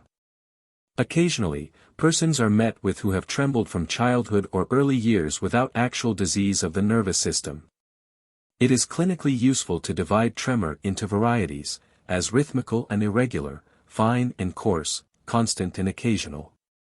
These terms define themselves sufficiently, so that no further statement is necessary, but we would repeat that it is of much advantage in diagnosis to determine accurately the characteristics of tremor. 2. A much more useful classification of spasms, and to a certain extent a physiological one, is into types according to their distribution in the body, following exactly the classification of paralyses. There are few topics of more utility for the physician to study, in our opinion, than that of monoplegias and monospasms, of hemiplegias and hemispasms in their genesis, mutual relations, and diagnostic significance. A hemispasm of cerebral origin, tonic or clonic, or both forms associated, may affect the face and limbs on one side of the body, with or without paralysis. As in hemiplegia, the morbid phenomena are greatest in the most distal muscular groups or in those whose innervation is most cortical. Very often hemispasm precedes, immediately or remotely, hemiplegia in the same parts. In other cases the relation is inverse, as when, after a severe hemiplegia, we find the paralyzed muscles in a state of nearly constant tonic contraction, secondary contracture, or when hemiepilepsy follows a cerebral lesion. In the former case the spasm, clonic or tonic, is designated as pre-paralytic, in the second case, as post-paralytic. These terms are useful, because they are associated with laws of diagnosis and prognosis. B. Conjugate deviation of the eyeballs and head is an important symptom of gross cerebral lesions, and may be considered here, although it is probably due to paralysis.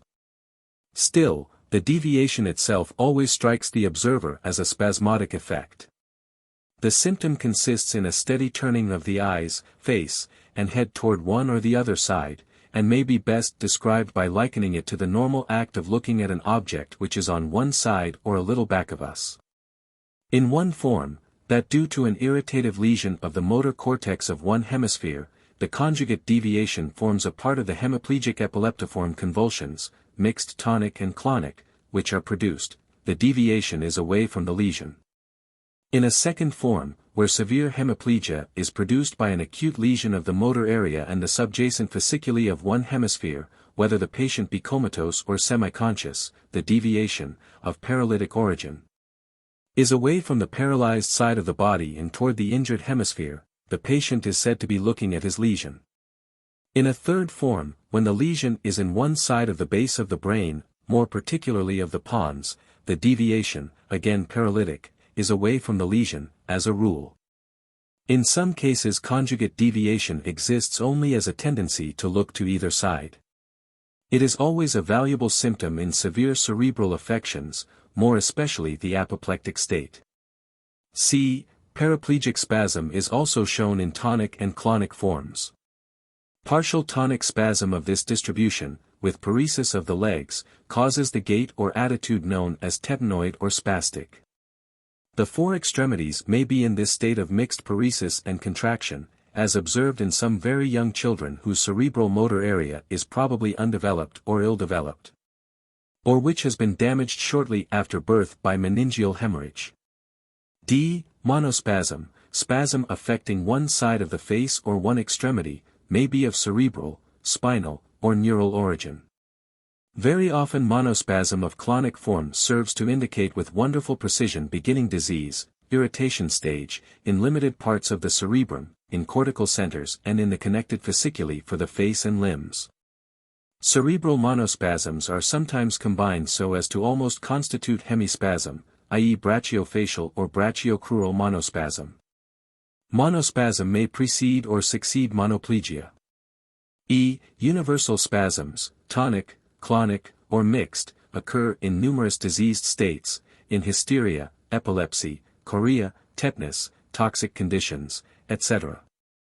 A universal tonic spasm may last long enough, tetanus, epilepsy, to kill by apnea. F. Localized spasms, not monoplegic, are observed.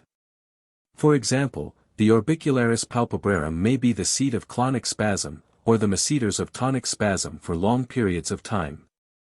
The esophagus or urethra may be temporarily closed by constriction, chorea may affect a small muscular group. A rhythmic spasm limited to a single muscle is termed myoclonus. The use of this term should not lead one to forget the nervous origin of the spasm. A localized tonic arterial spasm may be so severe and prolonged as to produce great ischemia, even gangrene of the affected part.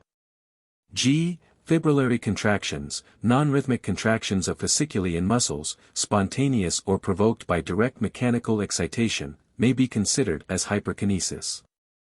Subjectively, fibrillary contractions are felt as a quivering or as if a worm moved under the skin. Objectively, they appear not unlike the rising and falling of a cord under the cutaneous covering. They unquestionably occur frequently in muscles which are undergoing degenerative or atrophic changes, progressive muscular atrophy, but they are also met with in cases of lead paralysis, neurasthenia, etc. Incoordination, or dyskinesis, is the condition in which volitional movements are not performed with normal precision and steadiness. Several varieties are recognized. A. Ataxic tremor is distinguished from common or spasmodic tremor by the fact that it is developed during the performance of a volitional act in parts which are quiet when not used. Thus, tremor appears in speaking, putting out the fingers, using the hands, etc. in the muscles actively employed, and occasionally also in others at the same time. This form of tremor is well seen in dementia paralytica, where in certain cases the patient's muscles are still until we induce him to make voluntary movements or provoke expression movements. In cases of disseminated sclerosis, the same phenomenon is a characteristic symptom, a coarse tremulous ataxia or oscillatory trembling appearing whenever volitional acts are attempted. In looking, there appears nystagmus, a rhythmic ataxic tremor of some of the ocular muscles. In speaking, an irregular, jerky, slow, or syllabic speech is heard. And when the hand is carried to a given object or pointed, the extremity exhibits oscillatory trembling. Common and ataxic tremors may coincide, as in some cases of dementia paralytica and in alcoholism. B. Ataxia is a symptom of the utmost importance, and its strict definition should be maintained. It is that form of incoordination in which there is want of harmony in the action of the various muscular groups employed in the voluntary performance of a given act. The simplest movement of an extremity, and more complicated ones a fortiori, is made up of simultaneous contractions of flexor and extensor muscles, often also of adductors and abductors in due proportion, so as to produce a steady position and movement of the parts. This is not accomplished by the will acting directly on the different muscles themselves, but through the medium of a coordinating mechanism which is strictly spinal, including the intracranial expansion of the cord as far frontad as the third ventricle, and which is educated or trained from the first days of life. We will the action and set the coordinating mechanism going, so that the movement is in a certain sense indirectly accomplished. Yet volition does interfere directly to a certain extent by estimating through the muscular sense, and by exerting the proper amount of force required, and by guiding the movement in a general way. The most striking peculiarity about ataxic movements is the defect in the harmonious action of the various, antagonistic, muscles employed, resulting in jerky, oscillatory, but non-rhythmic movements, constantly made worse by greater tension of the will. In simple tremor, volition may for a few moments stop the movements, as best shown in paralysis agitans, while in ataxia the more the patient tries to achieve the act, the greater becomes the disorder. The anatomical fault is mostly in the spinal coordinating mechanism. The long-established motor and sensorimotor associations are interrupted or confused, and in some cases besides the muscular sense is impaired. 5. The idea that ataxia results from faulty centripetal impressions due to various degrees of anesthesia is certainly erroneous and misleading. In the first place, there are cases recorded in which typical ataxia of the extremities occurred without the slightest impairment of sensibility. And, secondly, neither in animals, section of posterior roots of spinal nerves, nor in man does ataxia appear as a result of anesthesia. In this condition there is incoordination, to be sure, but not ataxia in the strict meaning of the term. Ataxia is nearly always a symptom of organic disease of the spinal cord, more especially posterior spinal sclerosis and diphtheritic myelitis. It may also occur from disease of the oblongata, pons, and crura cerebri. In certain cases of lesion in caudolateral part of the thalamus involving the caudal part of the internal capsule, irritation or partial destruction. We observe various forms of irregular movements which have been designated by Mitchell as post-paralytic chorea. We long ago became satisfied that this term included quite a number of forms of incoordination, some cases showing choreiform and trembling movements, others ataxic tremor, true ataxia, and athetoid movements, also the true athetosis of Hammond. It seems probable that diseases of the cerebellum, by exerting pressure on or by irritating subjacent parts, may sometimes cause pure ataxia of the extremities on the side opposite the lesion.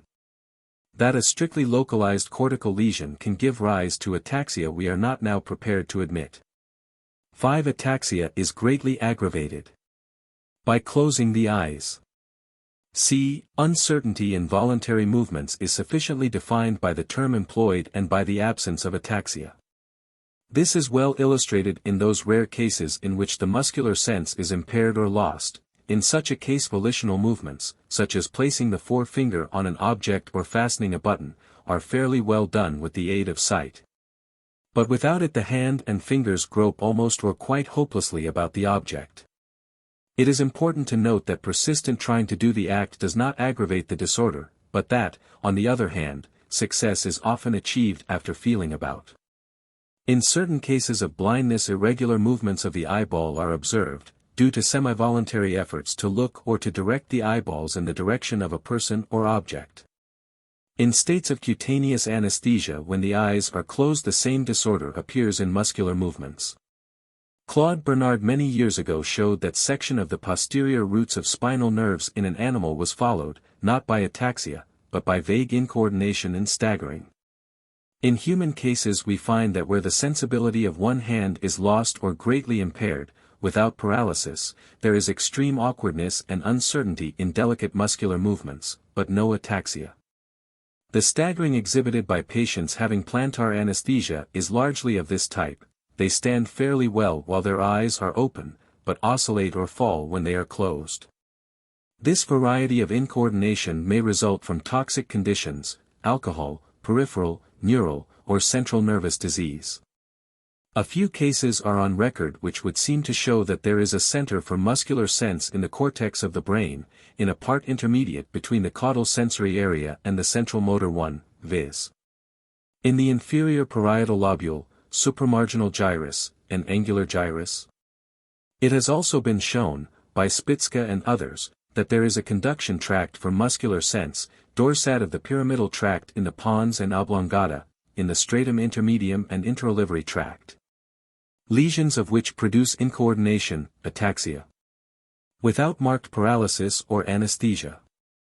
D. Titubation, or staggering, is the inability to stand erect or walk straight because of impaired equilibrium. There is neither tremor nor ataxia present, and paralysis and anesthesia are not necessary factors. It is distinguished from vertigo and dizziness by absence of subjective sensations of movement. Staggering may show itself in a general way or in the shape of latero-retro- or propulsion, disease of the internal ear, paralysis agitans. A well-defined variety of staggering is the wrongly termed cerebellar ataxia. In this the patient, having disease of the cerebellum involving its vermis superior, stands with feet widely separated to increase his base of support. The body is bent somewhat forward, and the arms and hands are used as balancing rods to maintain a sort of equipoise. In walking, this attitude is exaggerated, and if the feet be bare it will be seen that the toes are unconsciously clutching the floor for support. There is no outward jerk of the leg or stamp of the heel as in the ataxic gait, and closing the eyes does not aggravate the attitude or walk. Besides, if the extremities be separately tested, it is found that with closed eyes the patient can perfectly well place his forefinger on his nose or one heel on the opposite patella, lying down. The proper term for the disorder is cerebellar titubation. Yet it must be remembered that titubation also occurs from disease of the oblongata and pons, from lesions of the base of the brain in general, and from alcoholic, etc. intoxication. In many cases titubation occurs in connection with vertigo or dizziness. Incoordination more or less of the ataxic form often affects the muscles of articulation, phonation, and deglutition, giving to the symptoms dysarthria, dysphonia, and dysphagia.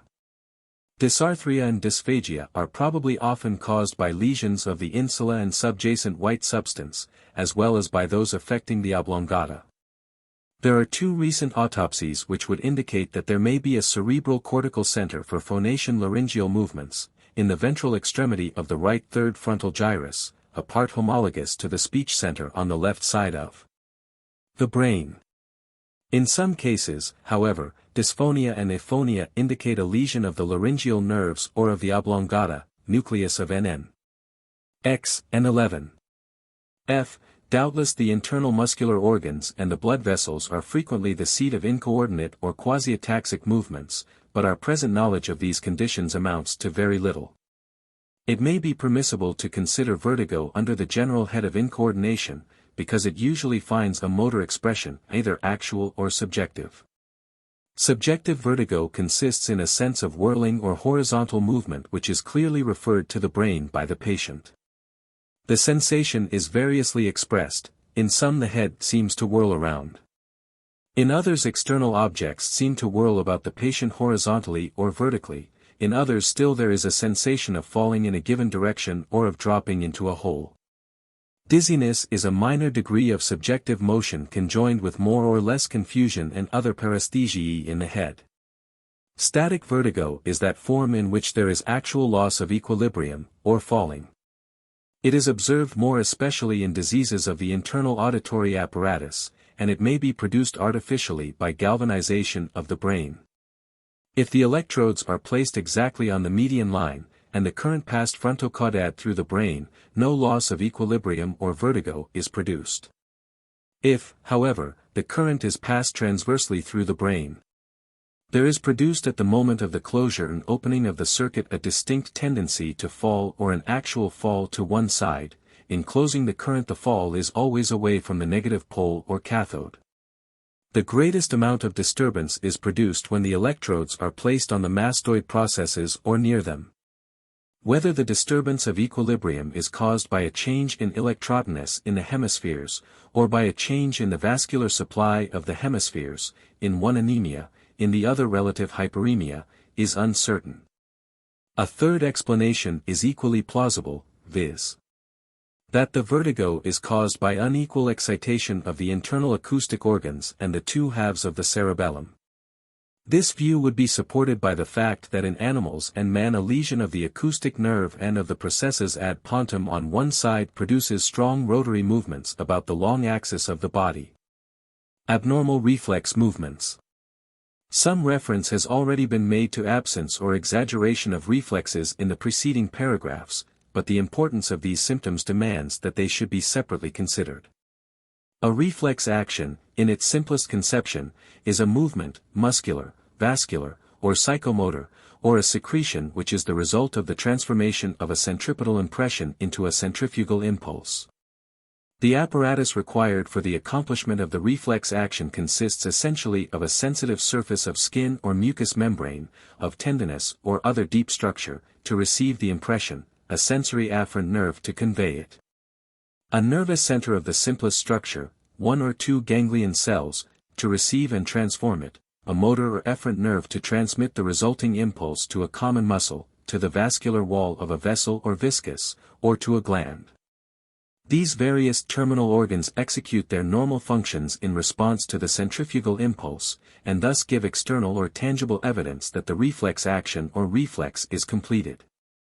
This mechanism, the reflex arc, is illustrated by the diagram, Figure 1, which will also serve for the explanation of many of the morbid reflex states. Figure 1. Diagram illustrating the arc for reflex action. The centripetal and centrifugal paths, the receptive and terminal organs of the arc, are shown connected with the spinal center, which is a portion of central gray matter containing ganglion cells. The inhibitory cerebral influence is constantly exerted in health to moderate reflexes. In the healthy animal body many important functions are performed under the law of reflex action. For example, many organic or secretory functions, the movements of hollow viscera, vascular movements, muscular tonus, defensive and expressive muscular movements. In the process of education many acts which at first must be learned by oft-repeated efforts, such as walking, playing upon musical instruments, etc., later become habitual and automatic, and are then largely executed by reflex action unconsciously, coordinated by the spinal apparatus. Much of our intellectual activity is governed by the same law operating between the psychosensory and the psychomotor apparatus. Reflex actions are only to a moderate extent under the control of volition, indeed, most of them are subconscious, but a strong restraining action is unconsciously exerted by the cerebrum, vide Figure 1, upon the spinal reflex centers. This is the so-called inhibitory cerebral influence.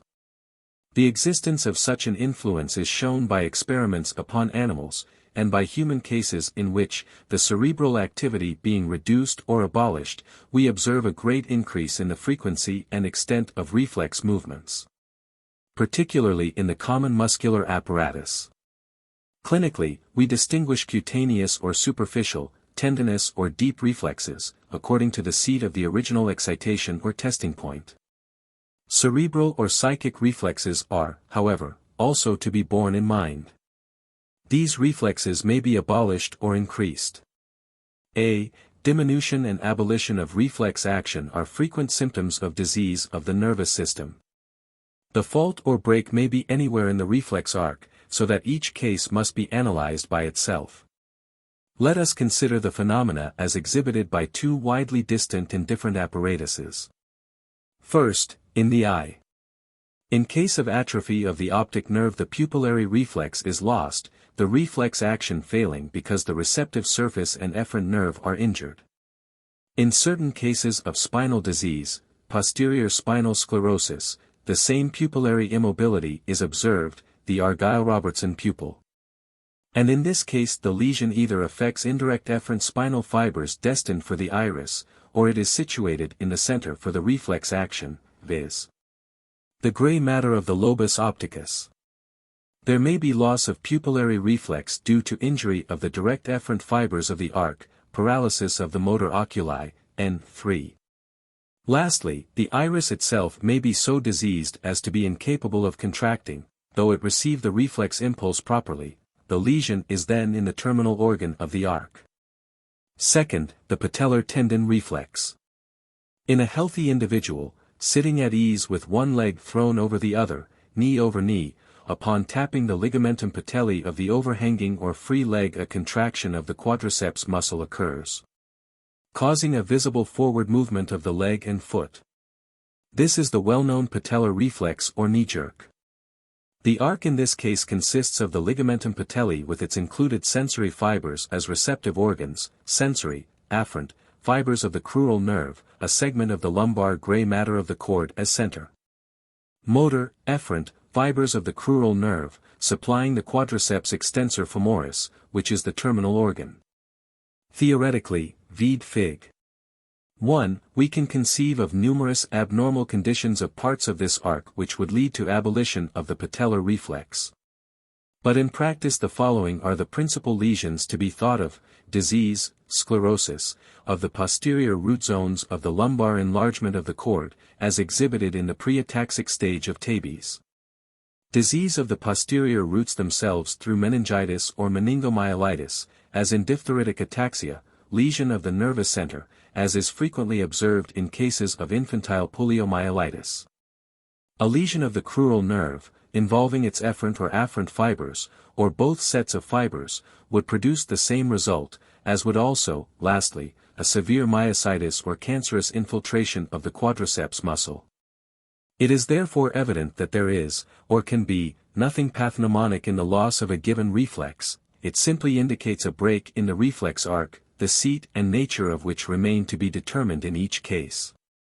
The topographical study of reflexes in disease is of very great importance, more especially as a help to the correct location and extent of neural and spinal diseases. To assist this study, and for use more especially in connection with the ensuing sections on localization, Gowers' excellent diagram and table are reproduced in Figure 2. Figure 2. Diagram and table showing the approximate relation to the spinal nerves of the various sensory and reflex functions of the spinal cord, after Gowers. B. Exaggeration of reflex actions. This is due, theoretically, to any condition which increases the excitability of the reflex arc, but practically and usually the cause of the increase is more or less complete removal of the inhibitory supraspinal or cerebral influence. The reflex arc itself remains structurally sound, but its function is abnormally active. Thus, we meet with the most exquisite exhibition of exaggerated reflexes in the paralyzed part after a transverse lesion of the dorsal part of the cord.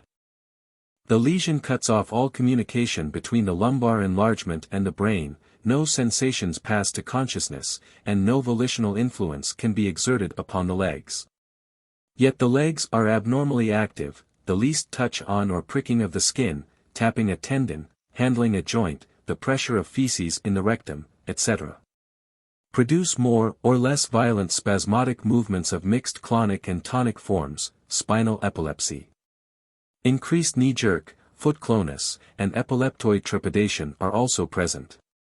Other proofs that removal of the inhibitory cerebral influences is the chief cause of increase of spinal reflexes are given by the history of various cerebral diseases.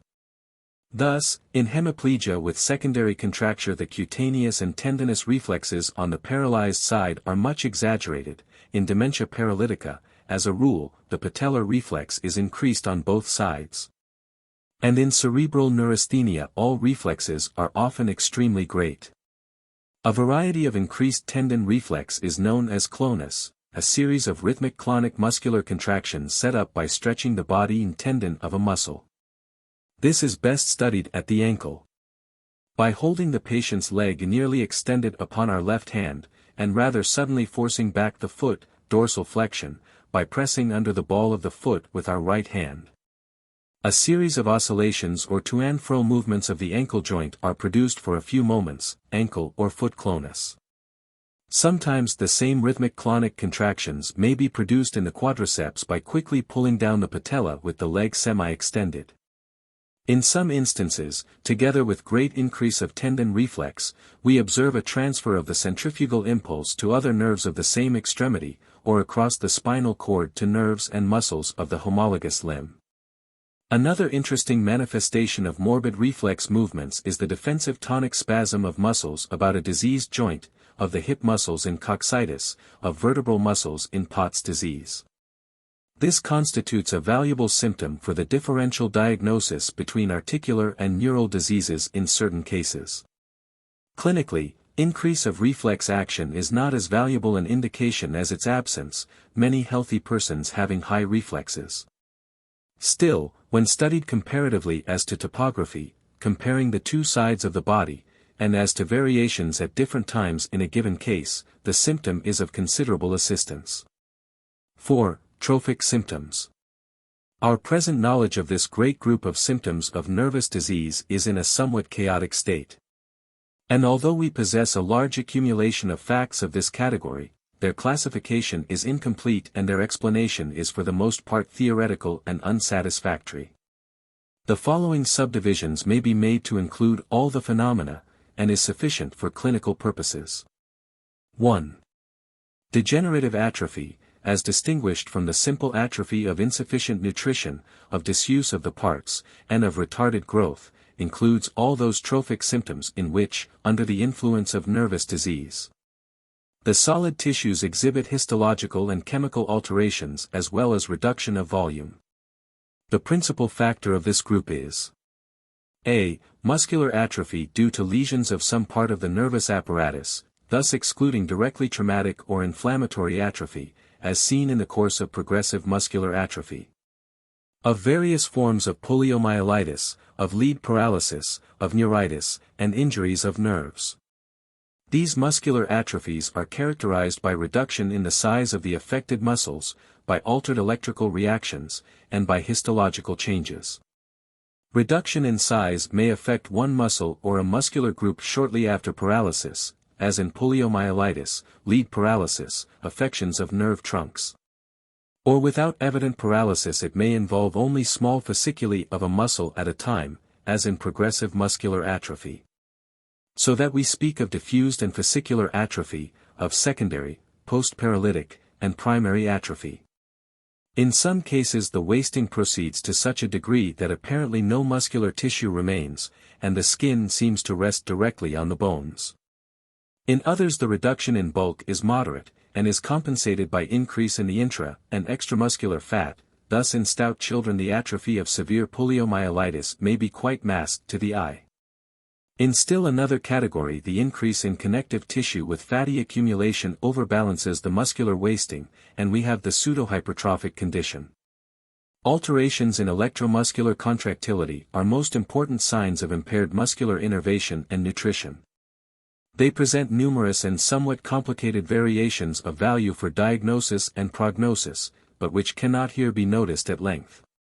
The general principle underlying these variations is this: that a muscle deprived of its normal innervation, centrifugal or motor, soon loses its capacity to respond to the induced, faradic, current, and reacts in an abnormal way to the galvanic current. This constitutes the reaction of degeneration of Erb.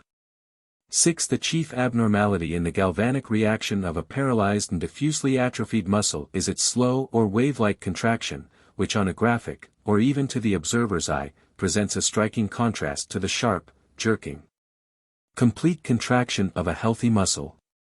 Besides, the reactions to the two poles become equal, or even reversed, so that we may obtain in testing by the polar method such formulas as CACC equals NCC, or CACC less than NCC.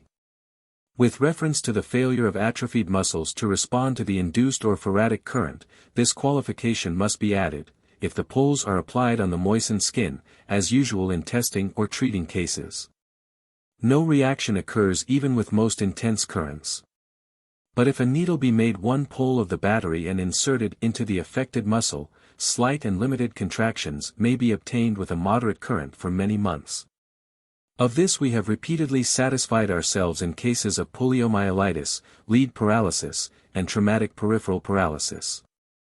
In the later stages of diffused paralytic atrophy, after an uncertain number of years, no reaction can be obtained with either electrical current. In fascicular non-paralytic muscular atrophy, as in progressive muscular atrophy, the loss of faradic contractility is only demonstrable in the affected fasciculi, good contractions being obtained in adjacent healthy fasciculi of the same muscle. The amount or extent of contraction varies pari passu with the progress of the atrophy. The galvanic reactions of this form of muscular atrophy are not yet well established. Muscles and muscular groups in a condition of impaired nutrition exhibit at an early period an interesting condition, viz. that they no longer contract by reflex excitation. Thus in a case of infantile poliomyelitis with paralysis of the muscles of the leg, these muscles no longer contract and the sole of the foot is tickled. And if the thigh muscles are affected even so slightly as to appear of normal size and consistence, the patellar reflex is found wanting. In these and in traumatic cases the reflex act is prevented by lesion of the centrifugal motor nervous apparatus, and perhaps also by the associated muscular trophic alterations. 6. Conveniently expressed by the symbol DAR. Histological changes in atrophied muscles vary somewhat in character in different diseases, and very much in degree at different periods of the atrophy. An early appearance is the presence of proteinaceous and of fatty granules or molecules in the sarcous substance. Later, the muscular fibers become reduced in size, lose their striation, and show inequalities. The interstitial connective tissue becomes active and increases in amount, at the same time that fat is deposited. The fatty change in some cases, in others the granular or proteinaceous transformation, ultimately completely destroys the muscular substance, so that in the place of a muscle we find abnormal connective and fatty tissues, blood vessels. Fatty and proteinaceous debris, the whole presenting a pale yellowish-white aspect. It is in this final stage of degenerative atrophy that all electrical reactions are lost. In the pseudo-hypertrophic state the interfibrillary and interfascicular connective tissue growth is much more active, and the wasting muscular fibers are buried in masses of wavy and fatty connective tissue. In this condition also electrical reactions may be wholly absent. B. Atrophy due to defective innervation sometimes affects the skin and bones. In the former, after nerve injuries more especially, we observe loss of thickness, glossiness, and perverted circulation and secretion, the hairs may fall out or grow abnormally, the nails are slow of growth, thick, rugose, incurvated, and brittle. In other cases, as in cerebral and spinal paralyses, the skin of the paralyzed part is abnormally dry, rough, and furfuraceous, and it loses its elasticity. In some varieties of so-called skin diseases the patches of altered nutrition, eczema, bullae, herpes, psoriasis, leukoderma, scleroderma, etc., are often, probably, dependent upon nervous lesions. In the very rare disease known as progressive facial atrophy the skin, subcutaneous areolar tissue, and the bones undergo extreme atrophy. The initial lesion is usually a patch of scleroderma with or without neuralgic phenomena. The skin is thin, darker and smoother than normal, it soon adheres to the subjacent bone, maxilla or zygoma, which itself steadily diminishes in size. Almost the entire half of the face, including the palate and tongue, may ultimately show the atrophic changes. We are not yet prepared to state the causal nerve lesion in this disease. The bones are abnormally fragile, fragilitas osseum, in some nervous diseases, more especially in dementia paralytica and posterior spinal sclerosis.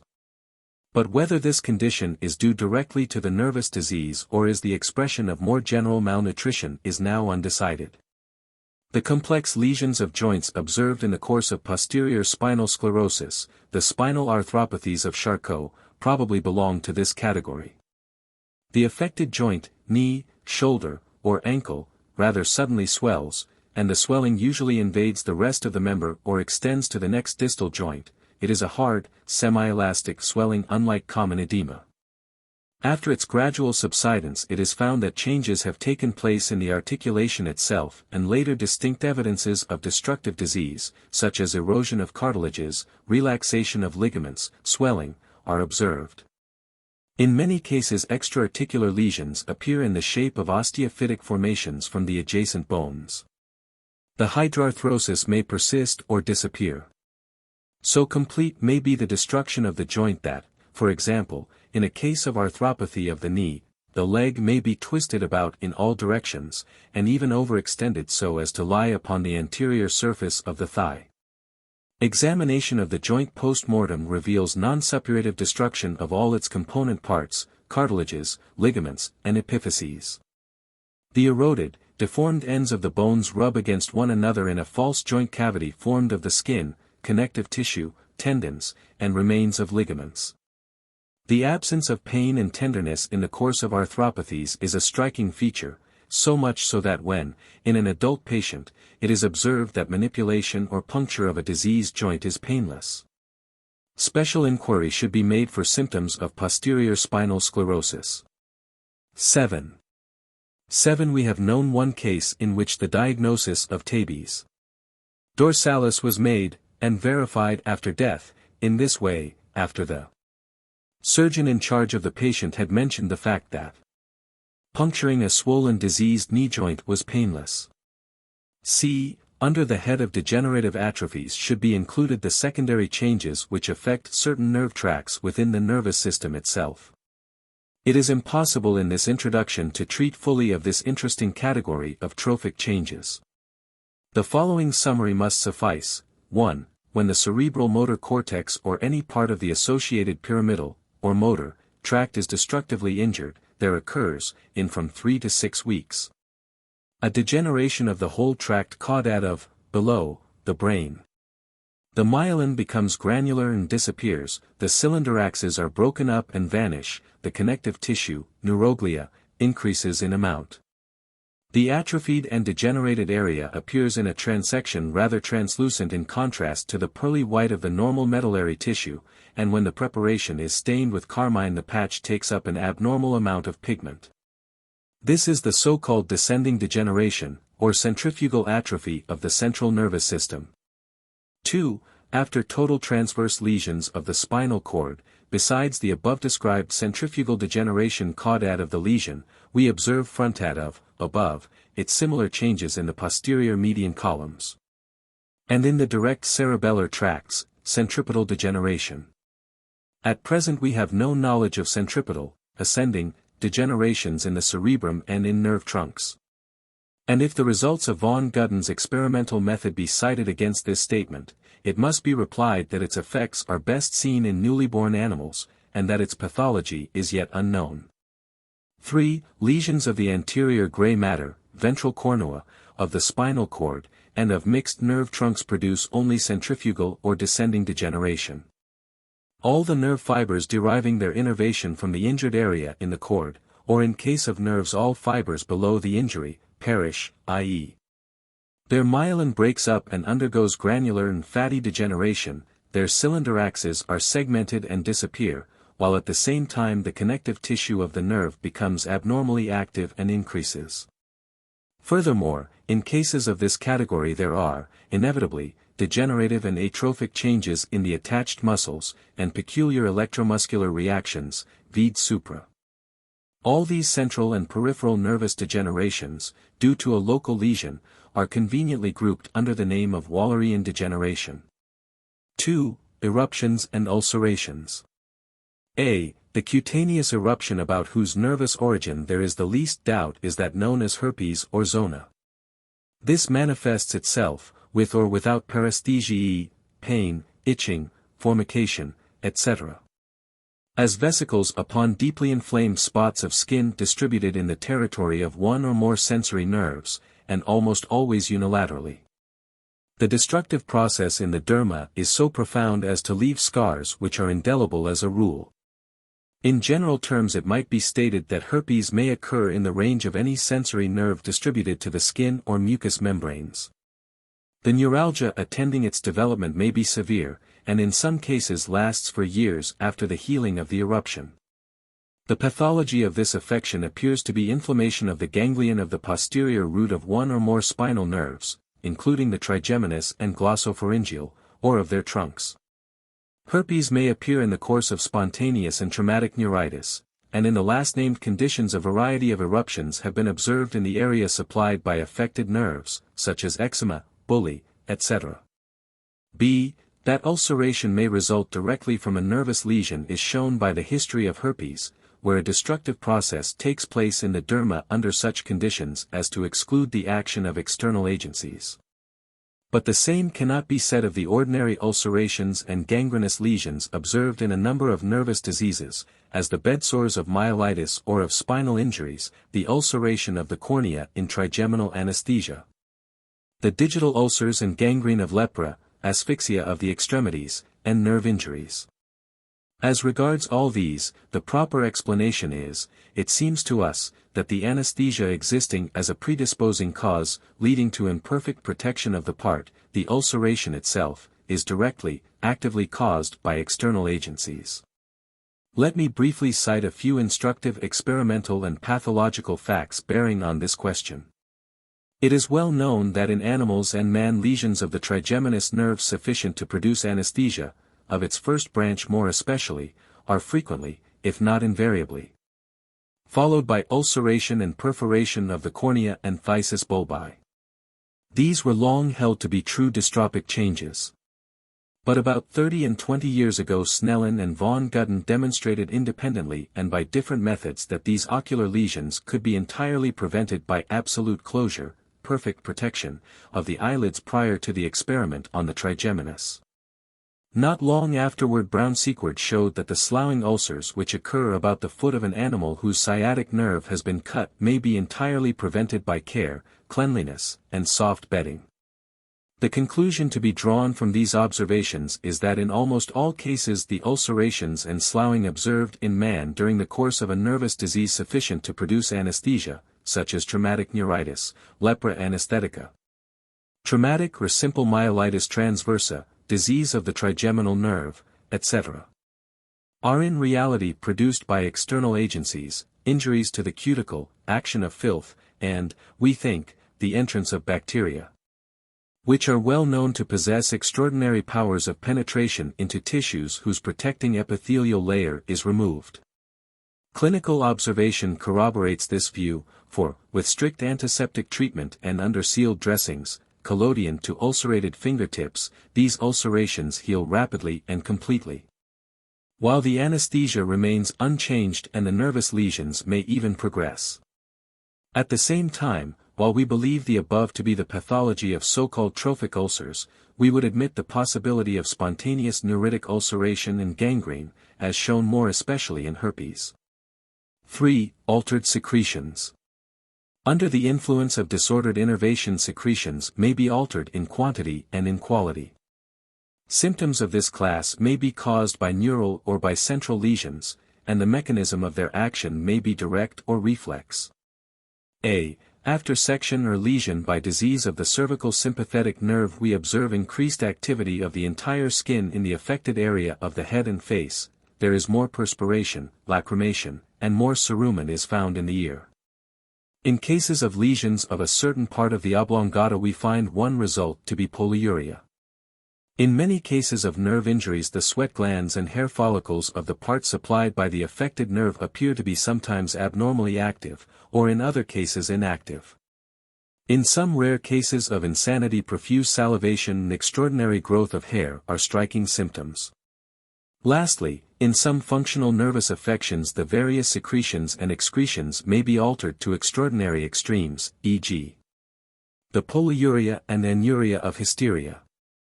b. Qualitative modifications of secretions also occur, as exhibited in the many variations in the composition of the urine in various neuritic conditions, the watery urine of hysteria, the phosphatic urine of neurasthenia. Injuries of a part of the floor of the oblongata, and very probably other lesions of the nervous system, give rise to the appearance of sugar, and sometimes of albumin, in the urine. Under the influence of disease or of an emotion, the breast milk may become toxic to the nursing child, causing diarrhea, convulsions, etc. In some forms of nervous dyspepsia, large quantities of acid or of alkaline fluid may be rapidly poured out into the stomach as a result of disturbed glandular and vasomotor action. In a few cases of neurosis, malodorous or perfumed perspiration has been observed. In a general way, it may be stated that, inasmuch as the normal function of glands is largely, if not exclusively, under direct and reflex nervous control, their secretions may be quickly altered in quantity or quality by rapid nervous disease or by functional disorders. It is probable that much of our future progress in the semiology of nervous diseases will be in this direction by the aid of improved medical chemistry. 4. Assimilation, metamorphosis of food, tissue life, and blood-making are probably under nervous control to a certain extent. But our knowledge is not now in a state to speak positively and definitely of alterations in these processes as symptoms of nervous disease. The principles of diagnosis. Having in the preceding pages surveyed the field of neurological semiology in an analytical way, it remains to briefly indicate how far and in what manner these data can be best utilized for logical diagnosis in the present state of science. If we may be allowed an illustration, we would say that the foregoing sections contain a nearly complete vocabulary of the language of nervous diseases, and that the following pages express an attempt at formulating its grammar. In the first place, it is important to classify the symptoms observed according to their probable immediate cause in the nervous organs, whether they are due to irritation or to the destruction of parts. The extreme value of such a distinction in practice was first emphatically brought forward by Brown-Sequard in his famous lectures on the physiology and pathology of the central nervous system, Phil Ada, 1860. And to the observance of this law of genesis of symptoms we believe that a large part of the subsequent extraordinary progress of neurological science is due. The symptoms produced by irritation of nervous organs are usually hyperkineses or paresthesiae in their various forms. The symptoms, spasm, pain, or numbness, are usually, though by no means always, intermittent. That paralysis and anesthesia may occur from irritation, by an inhibitory process, is not to be denied, yet we must maintain the extreme rarity of such a mechanism. The phenomena of inhibition are so prominent in the normal nervous system that a physician who looks at nervous diseases from the standpoint of the physiologist may well be excused for seeing morbid inhibitory processes where others do not. The symptoms due to destructive lesions, i.e. those indicating destruction of parts of the nervous system, are paralysis, hyperkinesis, and anesthesia, of absolutely or relatively constant presence. Thus, for example, the paralysis of common hemiplegia due to destruction of the motor part of the internal capsule is constant and permanent, while the accompanying tonic spasm, late contracture, which is considered an even more positive sign of serious destructive injury to the cerebral motor tract, is permanent, but intermittent, i.e., it is absent in profound sleep, and reappears as soon as the patient awakes. The association of symptoms of irritation and those of destruction is frequent but variable. In many cases, as in cerebral tremor and posterior spinal sclerosis, spasm and paresthesiae precede paralysis, anesthesia, and ataxia. In other cases, in many at a certain period, they coexist. In a small group of cases the irritative symptoms follow those indicating destruction, sometimes occurring years afterward, as in post-hemiplegic epilepsy and neuralgia due to cicatrices. We would repeat that very often, more especially in organic nervous affections, much light is thrown on the diagnosis by careful noting of the topographic distribution and chronological order of appearance of the symptoms. In the second place, it is necessary to group the symptoms of disease of the nervous system in two great classes, viz. those representing demonstrable lesions, macro or microscopic, and those dependent upon perverted functions or molecular malnutrition of the nervous organs or elements. The first group is designated as organic diseases. The second as functional affections. Mental diseases, so called, can also be classified, according to their symptoms, in either of these groups. The symptoms of the first group, that of organic nervous diseases, are characterized by definiteness of distribution, by permanency, by relative invariability, and by the predominance of objective signs. Another important characteristic of organic diseases is their progressive or fatal tendency, either with reference to life in general or to that of parts or organs. A third peculiarity of these diseases is that they do not occupy the patient's attention as strongly or as constantly as neuroses. In other words, the ego is less involved.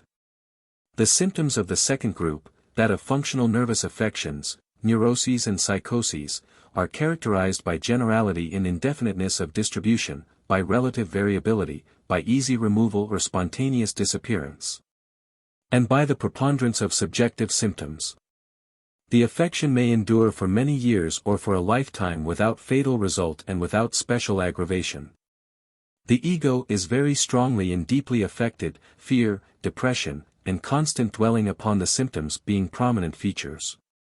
These are general statements intended to serve as guides for the preliminary study of a case.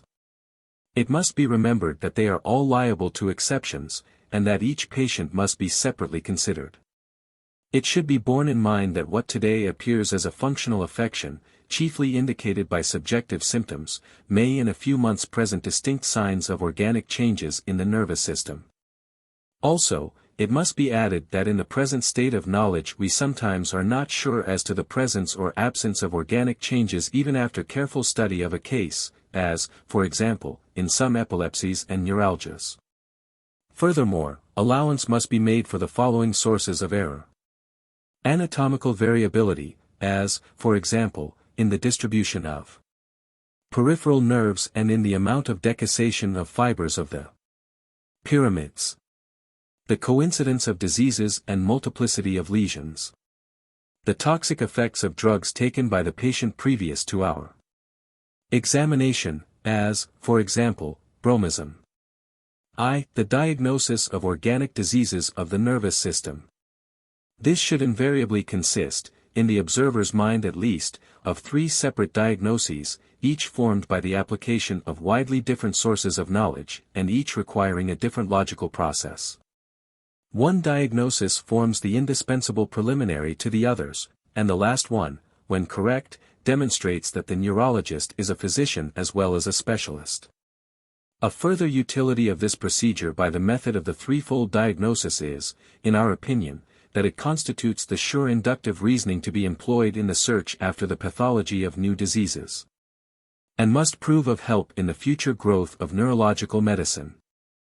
These diagnoses are: the diagnosis of the symptoms or symptom group, the diagnosis of the location of the lesion, the diagnosis of the nature of the lesion or of the functional disorder. 1.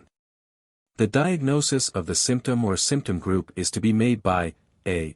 Careful inquiry into the manner of appearance, development, and chronological order of the symptoms as related by the patient or by his friends, and more especially by b. An exact and in some directions minute determination of the symptoms, obvious or latent, present in the patient. This valuable method of exact observation is sometimes, no doubt, carried to a ridiculous extreme, entailing much loss of time without corresponding results. But in medical practice, as in all forms of professional work, there enters a sort of genius, partly innate, but largely developed by cultivation, which enables the observer to seize at once, apparently by intuition or in the course of a few minutes of study, the really valuable and suggestive phenomena. And it is in this line, the line of important and correlated facts, that observation cannot be too minute and exact. In following this method, technical terms must be correctly used and definitions rigidly adhered to, as superficial and loose records nearly always mislead. Sometimes in the course of the examination a symptom is discovered or a hint is thrown out by the patient which suggests new lines of inquiry, and occasionally necessitates an entire rearrangement of the data obtained. Consequently, it is important that the observer should approach a case tabula rasa, and should, as far as possible, prevent his being biased by anticipations of, and immature guesses at, the third or final diagnosis.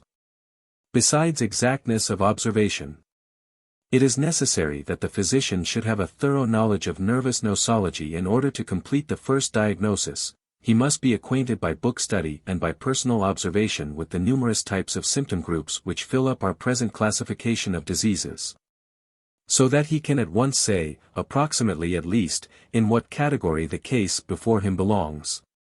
2. The second diagnosis, that of the location of the lesions, is to be arrived at by the application of the observer's knowledge of the anatomy and physiology of the nervous system.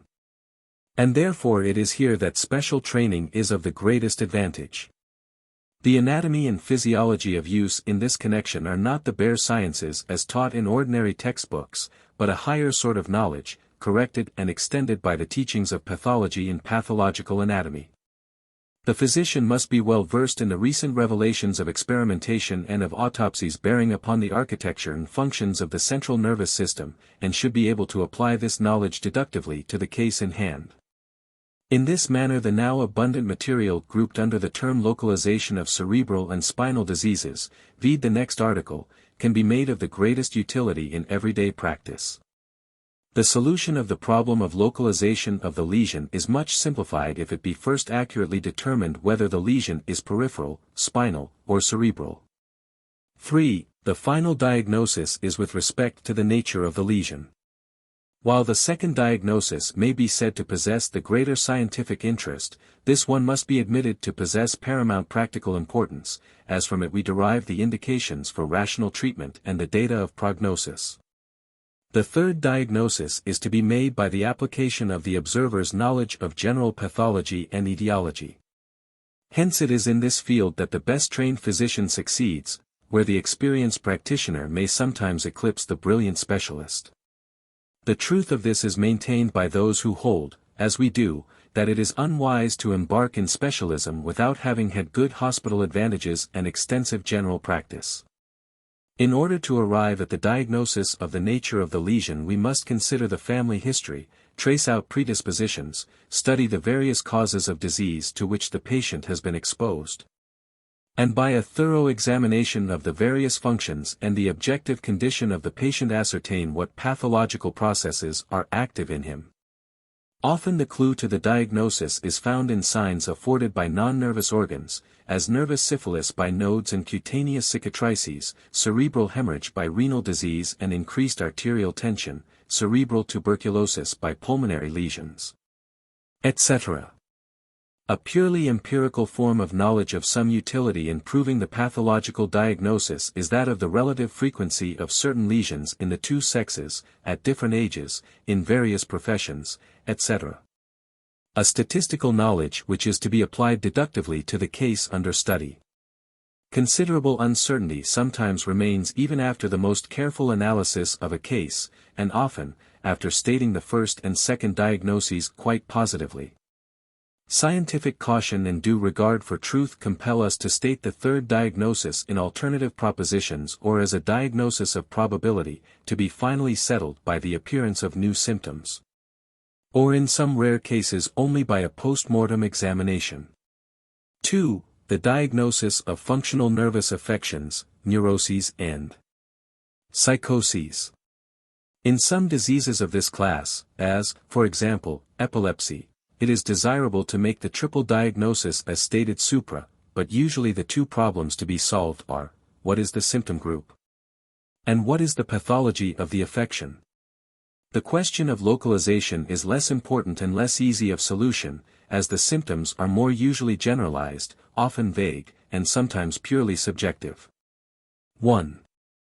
The first diagnosis is to be made in the same manner as already stated, but besides, in many cases, a close psychological analysis is required to ascertain the emotional and mental state of the patient. Not only is this indispensable in cases of insanity, but it is often of great utility in other conditions, as hysteria, hypochondriasis, and simulation. In the course of this study we are frequently brought face to face with a most difficult problem, viz. the correct estimation of the degree of pain experienced by a patient. Is it a quasi-objective, correctly portrayed sensation? Is it magnified by abnormal sensitiveness or by true exaggeration? Or is it simulated for a purpose?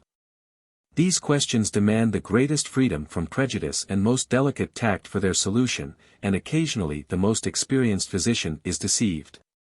More especially are caution and scientific doubt to be exercised when this symptom, pain, stands alone or nearly so, as in some medico-legal cases and in certain hypochondriacal states where self-delusion seems to constitute the only real disease.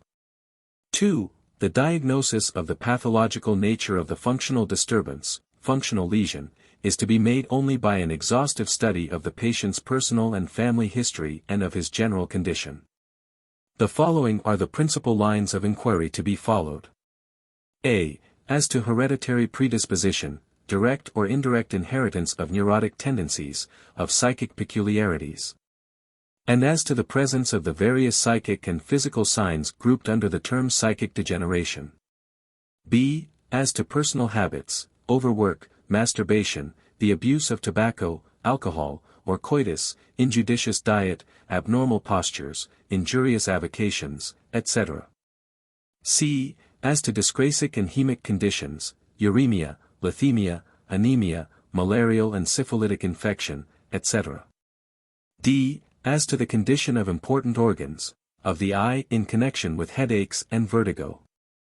Of the ear in relation to vertigo and epileptiform attacks, of the heart and arterial tension, in various head symptoms, of the sexual organs in hysteria, hypochondriasis, epilepsy, etc.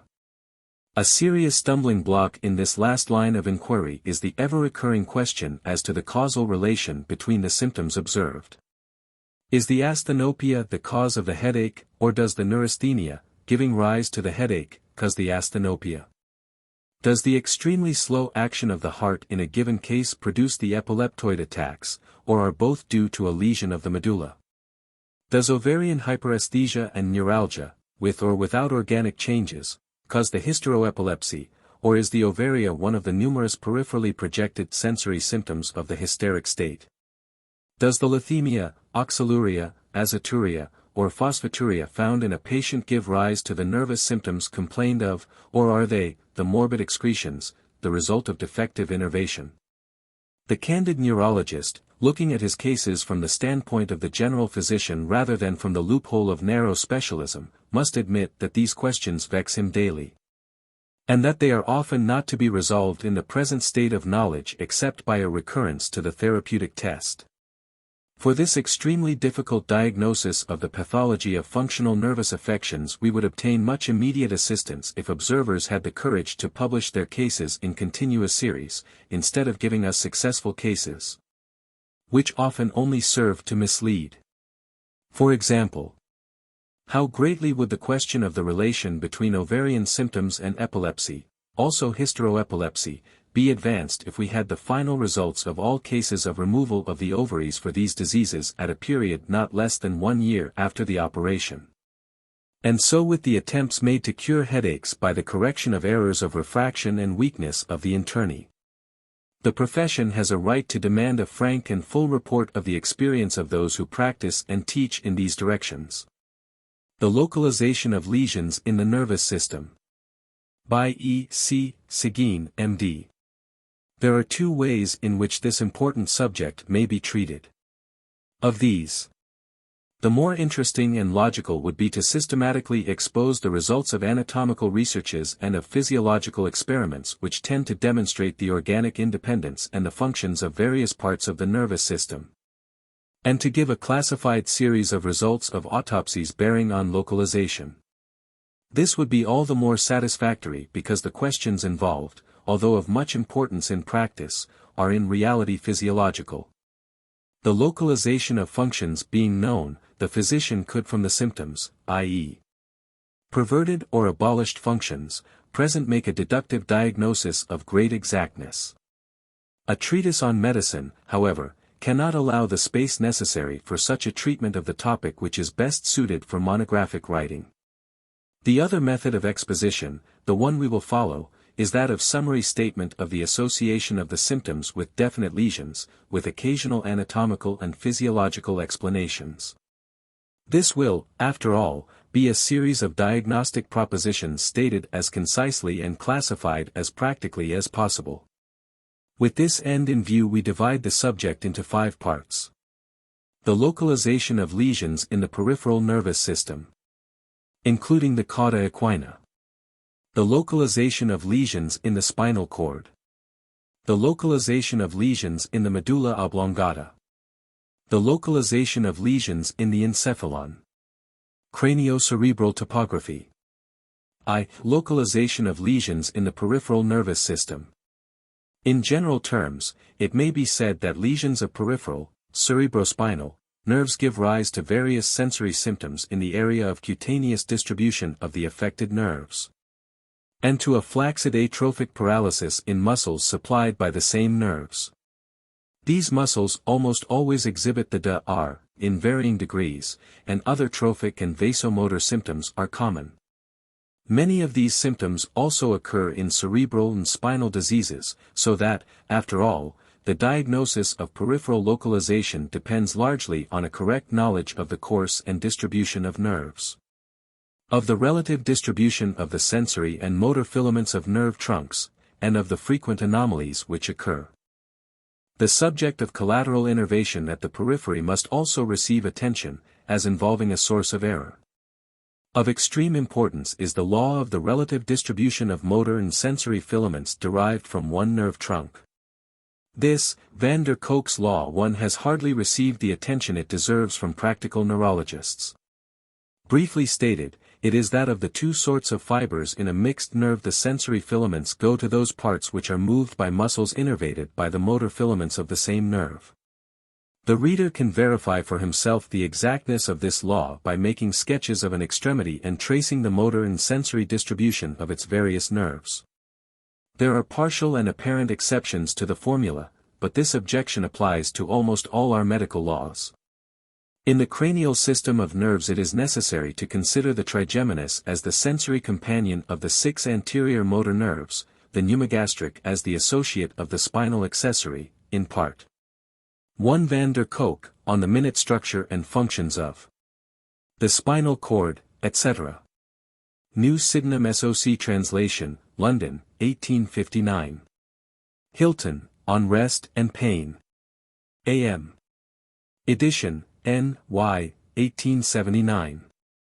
A. Irritative lesions of nerves, as tumors, punctured wounds, perineuritis, moderate pressure, etc. are indicated by pain, numbness, and other paresthesiae in their cutaneous distribution, and of spasm or cramp with paresis only, in the associated muscles. Pain is the most prominent symptom by far, and many cases of so-called neuralgia belong to this category. As a rule, there is no anesthesia, and the electrical reactions of nerves and muscles remain normal, or at least they do not present DR. In some cases vasomotor spasm, coldness, white or bluish appearance of parts, shows itself in the most peripheral distribution of the nerve. The cutaneous and tendinous reflexes are variable, but usually preserved. B. Destructive lesions of nerves, bisection, severe pressure, true neuritis, etc., are characterized by anesthesia with or without paresthesiae, by motor and vasomotor paralysis, and by loss of superficial and deep reflexes. Later, there occurs degenerative atrophy of the paralyzed muscles with fully developed DR, and dystrophic changes in the skin, etc. supplied by the sensory filaments of the injured nerve. In these anesthetic parts ulceration is easily caused by traumatism and want of cleanliness. The abnormal electrical reactions of the paralyzed muscles are of much importance for the diagnosis of the amount of injury done to the nerve and for the purpose of prognosis. They may be summarized as follows, assuming a case of complete section of a nerve trunk. Alpha. The ferratic reactions diminish rapidly in degree in both nerve and muscles from the 3rd or 4th day, and in the nerve they are, as a rule, completely lost at the end of from 10 to 15 days. In the muscles, complete loss of phoratic reaction is noted only somewhat later, and is absolute. A return of musculophoratic contractility is a most positive sign of recovery of the nerve. Beta, the galvanic reactions. In the nerve, distal of the lesion, the result is similar to that stated above, viz. After a few days, from 5 to 15, all reaction disappears. The anatomical cause of the complete loss of the phoratic and galvanic reactions in the nerve is its disintegration by the Wallerian degeneration. In the attached muscles the phenomena are widely different, and present interesting in complicated variations. In the first place, during a variable number of days there is increased excitability, i.e. the paralyzed muscles, deprived of innervation, contract to a much weaker current than do the homologous normal muscles. This is best shown in cases of peripheral facial paralysis, Bell's palsy, in the second and third weeks, by placing the electrodes in the median line, one upon the cervical vertebrae, the other, a small testing interrupting electrode, on the chin. On closing a very weak current of from 4 to 8 elements it will be seen that the muscles on the paralyzed side of the face, the lower muscles, contract distinctly, while those on the normal side remain quiet. In the course of time, many weeks usually, the excitability diminishes, and falls below the normal, and in some cases ultimately disappears. These are known as the quantitative changes in musculogalvanic reactions. During the long period preceding recovery, or without it, various qualitative changes are also observed in the reaction. The normal general formula of CACC greater than in CC, with rapid, jerking and full contractions of the muscle, becomes CACC equals in CC or CACC less than in CC. Often, two distinct opening contractions occur, usually in OC. The muscular contractions also tend to the tonic type or tetanus, expressed as CADT or in DT, etc. The form of the contractions obtained is much altered. Throughout a practically endless period in some cases, or until regeneration of the nerve takes place in others, it is observed that musculogalvanic contractions are delayed, are slower, less jerking, or assume an undulating wave-like character, easily passing into tetanus. This change from the rapid, jerky, and full normal muscular contraction to one which is slow and wave-like we consider to be the most positive and reliable evidence of neuromuscular degeneration and of the cutting off of the spinal cord influence. Figure 4 shows the characters of a human degenerative myogram contrasted with a normal one, Figure 3. Figure 3. Contraction of normal abductor indicis, CACC. With strong current, amidin 2. Figure 4. Contraction of paralyzed muscle on 31st day of Bell's palsy of the face. CACC. 20L, amidin. Shows retarded contraction and slow contraction, with tendency to tetanus. 2. The myography of nerve degeneration in animals and man. Archives of Medicine, 8, No. 1, 1882. In the period of recovery or regeneration of the nerve the musculogalvanic reactions slowly reacquire their normal characters. The normal suddenness and completeness of the contractions gradually appear, and phoratic excitation causes slight responses. Lastly, the nerve also begins to exhibit excitability under galvanism and ferritism. These various abnormal electrical reactions, also frequently observed in diseases of the spinal cord, constitute the so-called reaction of degeneration, or DAR. The subject is one of much practical importance, and for details the reader is referred to the treatises on electrotherapeutics of Erb and de Watteville. Just as we depend upon the DAR to prove interruption of motor nerve fibers, or, in other cases, destruction of ganglion cells in the anterior horns of the cord, so do we rely upon the demonstration of complete anesthesia to prove interruption of sensory fibers. In seeking for the area of anesthesia several points must be borne in mind. 1. The normal distribution of the principal nerve trunks as taught by ordinary anatomical works. 2. The remarkable anomalies of distribution which sometimes occur. 3. That many nerves near their endings exchange filaments in very variable numbers. Loops for collateral innervation, which will supply some sensibility to parts which, judging by ordinary anatomical rules, should be made anesthetic by section of a given nerve trunk. 4. Another consideration is the degree of anesthesia. Before pronouncing upon the complete and fatal division of a nerve trunk, by injury or by disease, absolute anesthesia should be demonstrated in its area of principal and isolated distribution.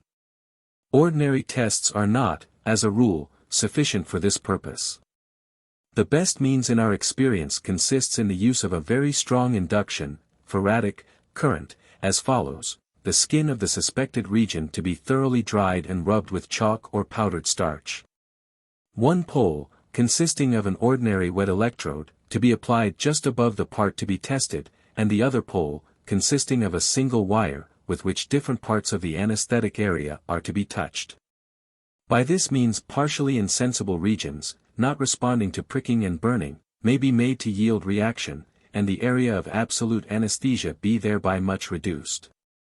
Malingering may also be readily exposed by this test, which presents another advantage, viz.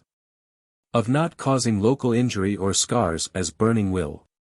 It follows from the preceding statements that in cases of limited atrophic paralysis with DR, the diagnosis between a central lesion, destruction of ganglion cells of the anterior horns of the cord, and a strictly peripheral, or neural, lesion is to be chiefly based upon two considerations: 1. The distribution of the paralysis, which in the first case affects muscles which are physiologically grouped or associated, while in the second case the simple law of anatomical associations or grouping is observed. 2. By the state of sensibility, which is normal in disease of the anterior horns of the cord, and is frequently impaired or abolished in nerve lesions. Lesions affecting the cauda equina cause all the above-mentioned symptoms of peripheral lesions in a limited, partial, paraplegic distribution. If the lesion or injury be in the sacrococcygeal region, the symptoms will, as a rule, be found confined to parts below the knee, occasionally also involving the muscles on the posterior aspect of the thigh, flexors of the leg. Below the knees we find an atrophic paralysis with DR, anesthesia of the foot and part of the leg, loss of plantar and Achilles reflexes, and the sphincter ani will be paralyzed. The patellar reflex is preserved or exaggerated. In case the lesion be in the lumbar region, below the first lumbar vertebrae, the symptoms will be found to extend as high as the groin, involving also the buttocks and sphincter ani, state of the bladder variable. All reflexes will be lost in the paralyzed extremities, except in some cases the cremasteric reflex. Strange as it may appear, physicians do not always remember that there is practically no lumbar spinal cord, vide, and that injuries, etc. of the lumbar vertebrae and dura tend to affect nerves, and not a nervous center. 2. Localization of lesions in the spinal cord. Diseases of the spinal cord are distinguished by the following general characters, positive and negative. Positive characters. Tendency to primary bilateral or paraplegic distribution of all the symptoms. In the majority of cases preservation of electromuscular excitability, and in one well-defined group of cases are, more or less typically developed in the paralyzed parts. Frequent vesical and rectal paralysis, either of the retaining or of the ejecting apparatus. Pains and other paresthesiae in the extremities, the pains often possessing the electric or fulgurating character. Anesthesia of paraplegic distribution. Sensations of constriction or cincture about a limb or about the body at various levels. Occurrence of ataxia without paralysis. Progressive muscular atrophy without actual paralysis. Easy production of eschars, bedsores. Negative characters. Absence of typical hemiplegic or monoplegic distribution of symptoms. Rarity of head symptoms, as headache, vertigo, mental disturbance, of lesions of the optic nerve. Absence of epileptiform convulsions.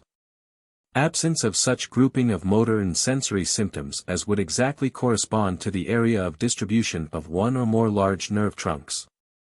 The above symptomatic indications are, of course, of the most general meaning only, and are liable to exceptions and subject to varying conditions.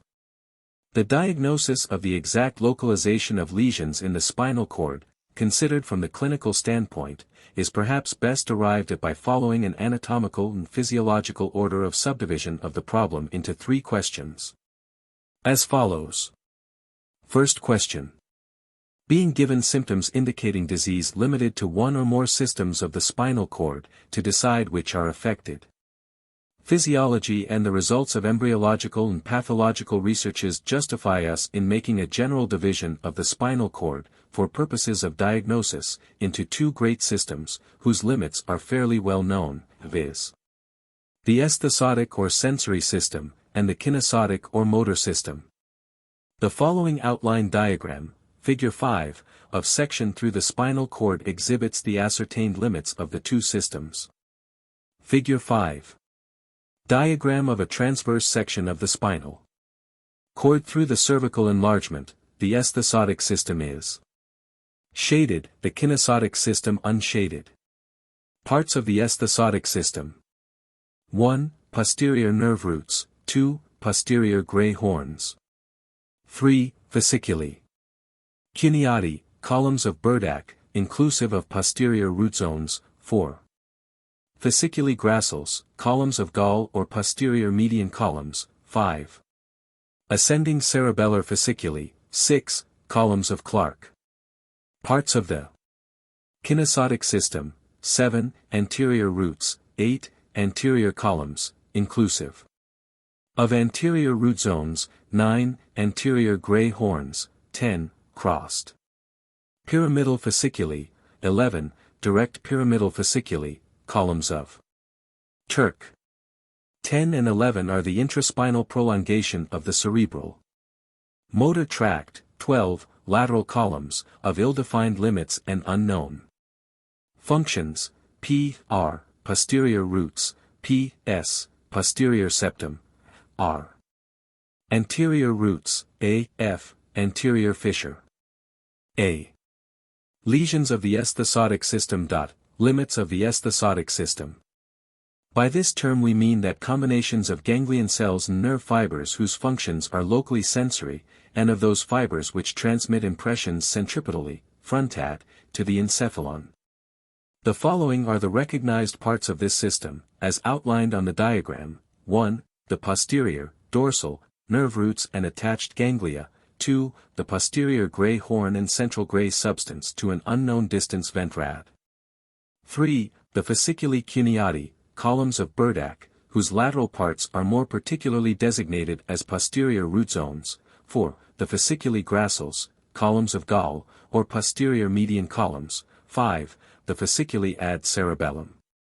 6. The vesicular columns of Clark, most developed in the dorsal part of the cord.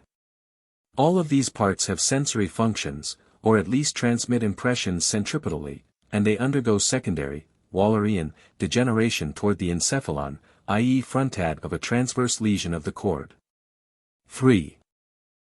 There are some results of physiological experiments and a few isolated pathological facts which would seem to point to the existence of other sensory, centripetal, fasciculi in the lateral columns. But it would be wholly premature to make use of these facts in a practical consideration of the subject. At the present time there is only one lesion of the esthesotic system which can be diagnosticated during the patient's life from positive symptoms. A. Lesions of the fasciculi cuniati, posterior root zones. 3.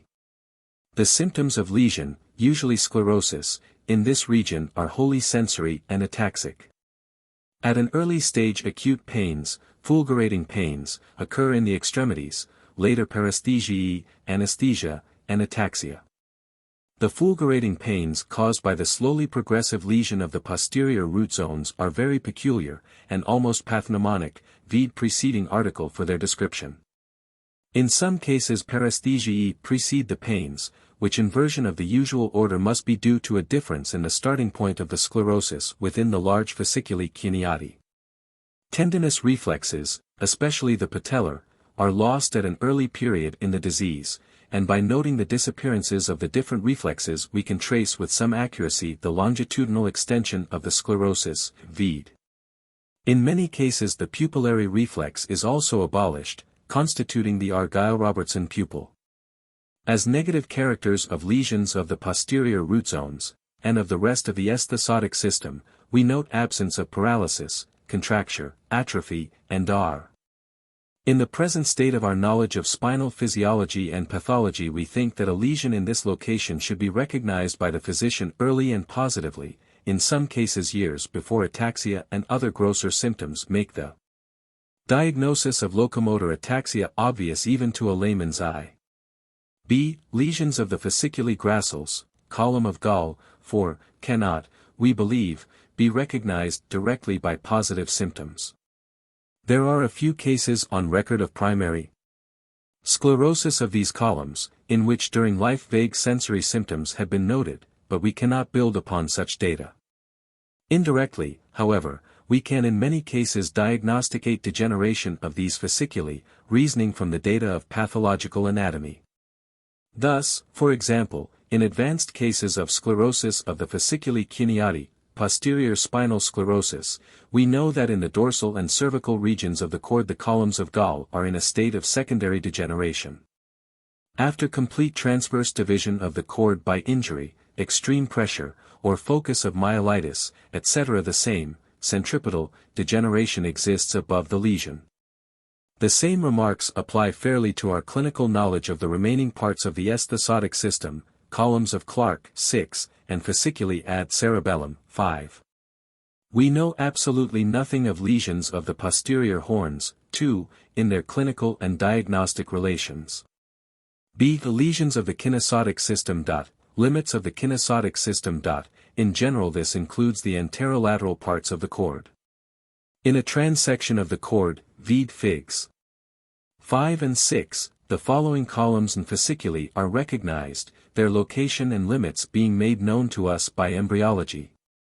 Descriptive and pathological anatomy. 7, the anterior, ventral, nerve roots emerging from. 8, the true anterior columns or anterior root zones. 9, the ventral, anterior, gray horns with their groups of ganglion cells. 10, the crossed pyramidal fasciculus, which is the caudal continuation of the cerebral motor tract of the opposite hemisphere. 11, the direct pyramidal column, column of Turk, which is the caudal continuation of the cerebral motor part of the hemisphere on the same side. 12, the anterolateral column. Fasciculi 10 and 11 bear an inverse relation to each other, i.e. 11 is larger in proportion as 10 is smaller. Figure 6. Diagram of a transverse section of the spinal cord through the lumbar enlargement. The esthesotic system is shaded. The kinesiotic system unshaded. Parts of the esthesotic system. 1. Posterior nerve roots. 2. Posterior gray horns. 3. Fasciculi cuneati. Columns of Burdach, inclusive of posterior root zones. 4. Fasciculi. Gracils, columns of Gall, or posterior median columns. 5. Ascending. Cerebellar fasciculi. 6. Columns of Clark. Parts of the kinesiotic system. 7. Anterior roots. 8. Anterior columns, inclusive of anterior root zones. 9. Anterior gray horns. 10. Crossed pyramidal fasciculi.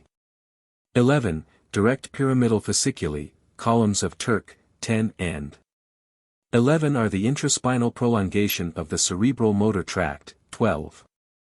Lateral columns of ill-defined limits and unknown functions. P. R. Posterior roots. P. S. Posterior septum. R. Anterior roots. A. F. Anterior fissure. In a general way, it may be stated that lesions of the kinesiotic system are characterized positively by the isolated existence or predominance of motor symptoms, by impairment of muscular nutrition, and by DR, also by contractures. The reflexes are almost never normal, being either exaggerated or lost. Negative symptoms are absence of sensory symptoms, of ataxia, and of vesical or rectal symptoms. A. Lesions of the anterior gray horns, 9, are revealed by most definite and characteristic symptoms. There occurs a flaccid paralysis involving more or less extensive groups of muscles in the extremities, rarely truncal muscles, and never those of organic life. In a few weeks the paralyzed muscles undergo atrophy, sometimes to an extreme degree, and various degrees of DR are present. Cutaneous and tendinous reflexes are abolished.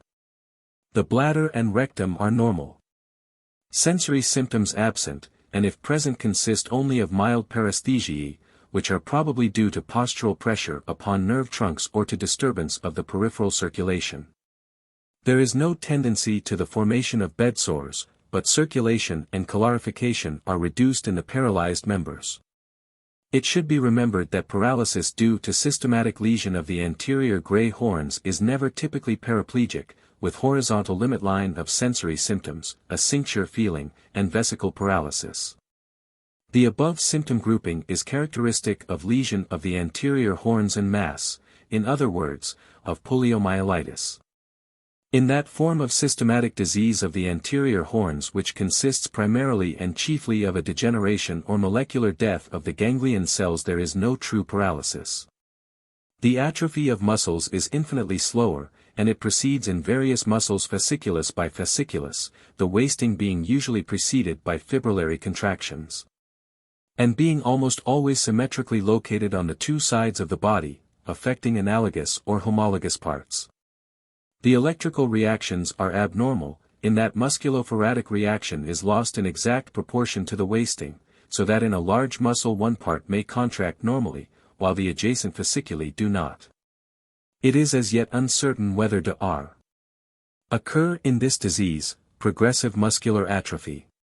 Calorification and circulation are much less impaired than in poliomyelitis, the negative symptoms are much the same. It is sometimes difficult to distinguish poliomyelitis from generalized neuritis.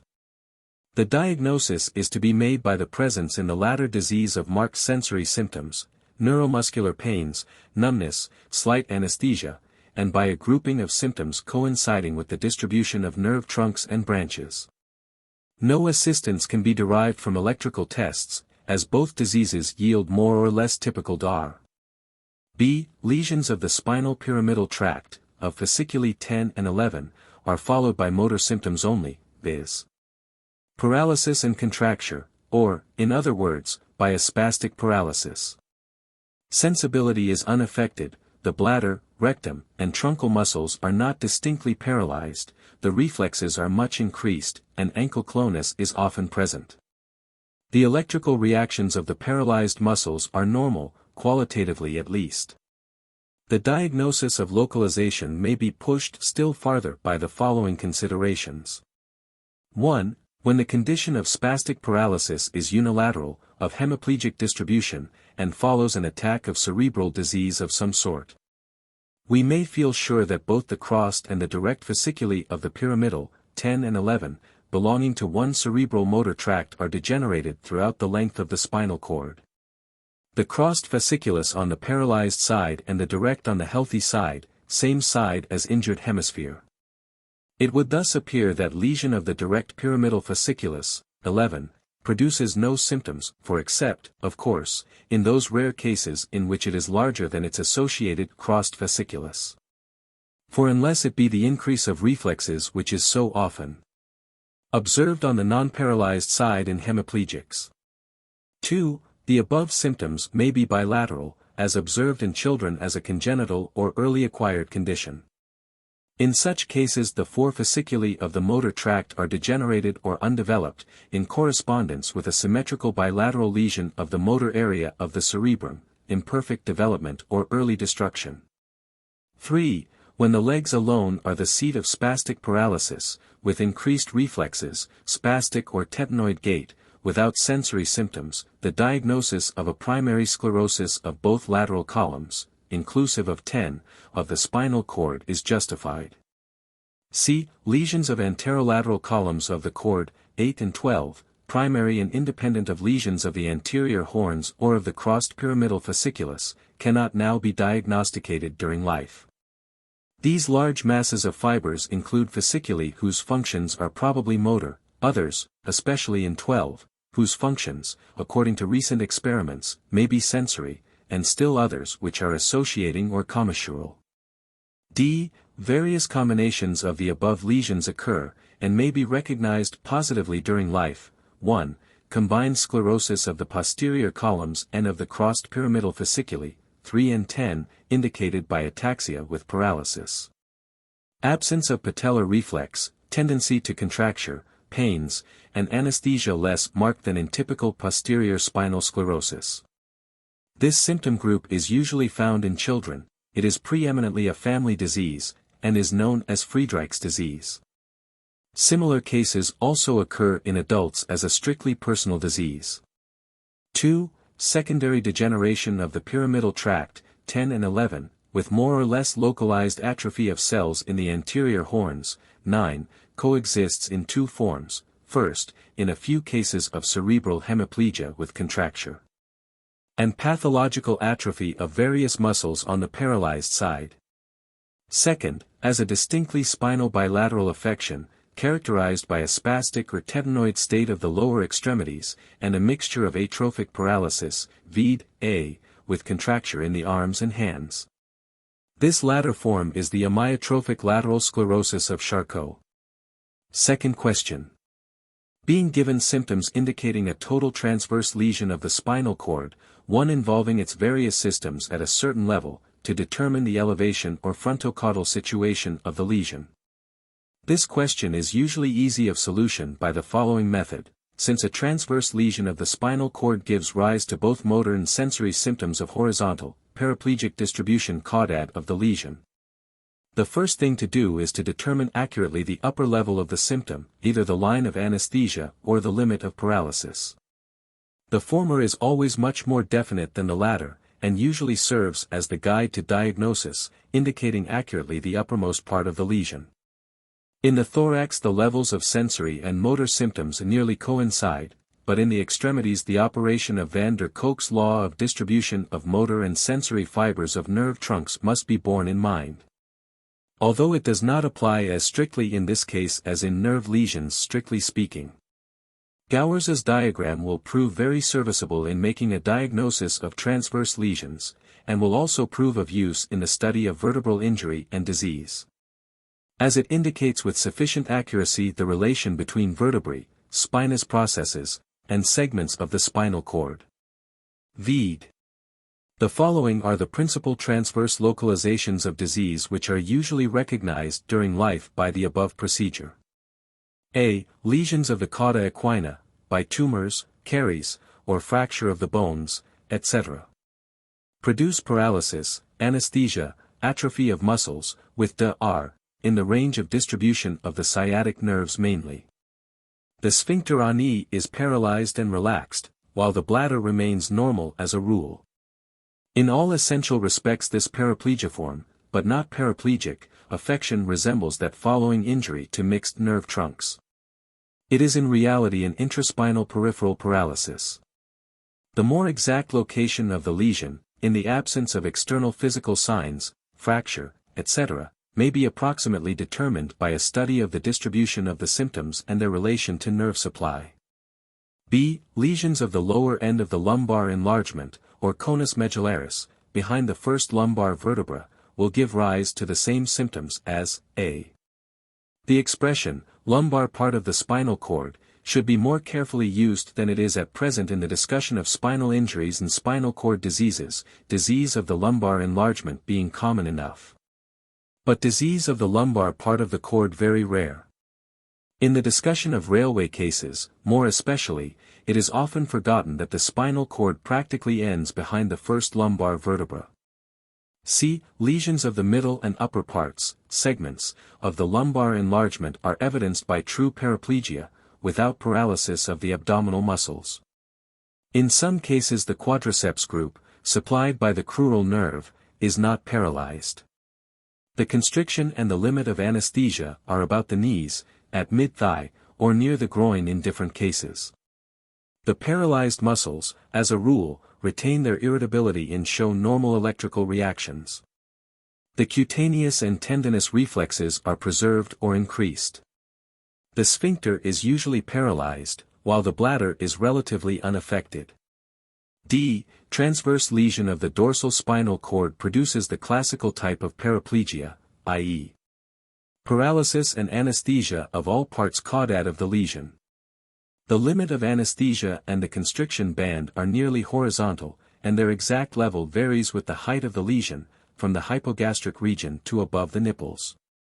Below the level of anesthesia, which indicates by the number of the dorsal nerve the upper limit of the cord lesion, there are complete paralysis, retention of urine, constipation with relaxed sphincter ani. Greatly exaggerated reflexes in the lower extremities, even to spinal epilepsy. The muscles preserve their volume fairly well, and their electrical reactions are normal, sensibility in all its modes is abolished, bedsores are easily provoked. Retention of urine is an early symptom in lesion of the middle dorsal region of the cord, sometimes, in our experience, preceding symptoms in the legs. A transverse lesion of the cord at the level of the last cervical and first dorsal nerves, in the lower part of the cervical enlargement, gives rise to typical paraplegia with a sensory limit line at or just below the clavicle, but also with some very peculiar symptoms superadded. These characteristic symptoms are in the upper extremities, and consist of paralysis and anesthesia in the range of distribution of the ulnar nerves. In the arms the anesthesia will be found along the lower ulnar aspect of the forearm, the ulnar part of the hands, the whole of the little fingers, and one half of the annuli. There will be paralysis, and in some cases atrophy with DR.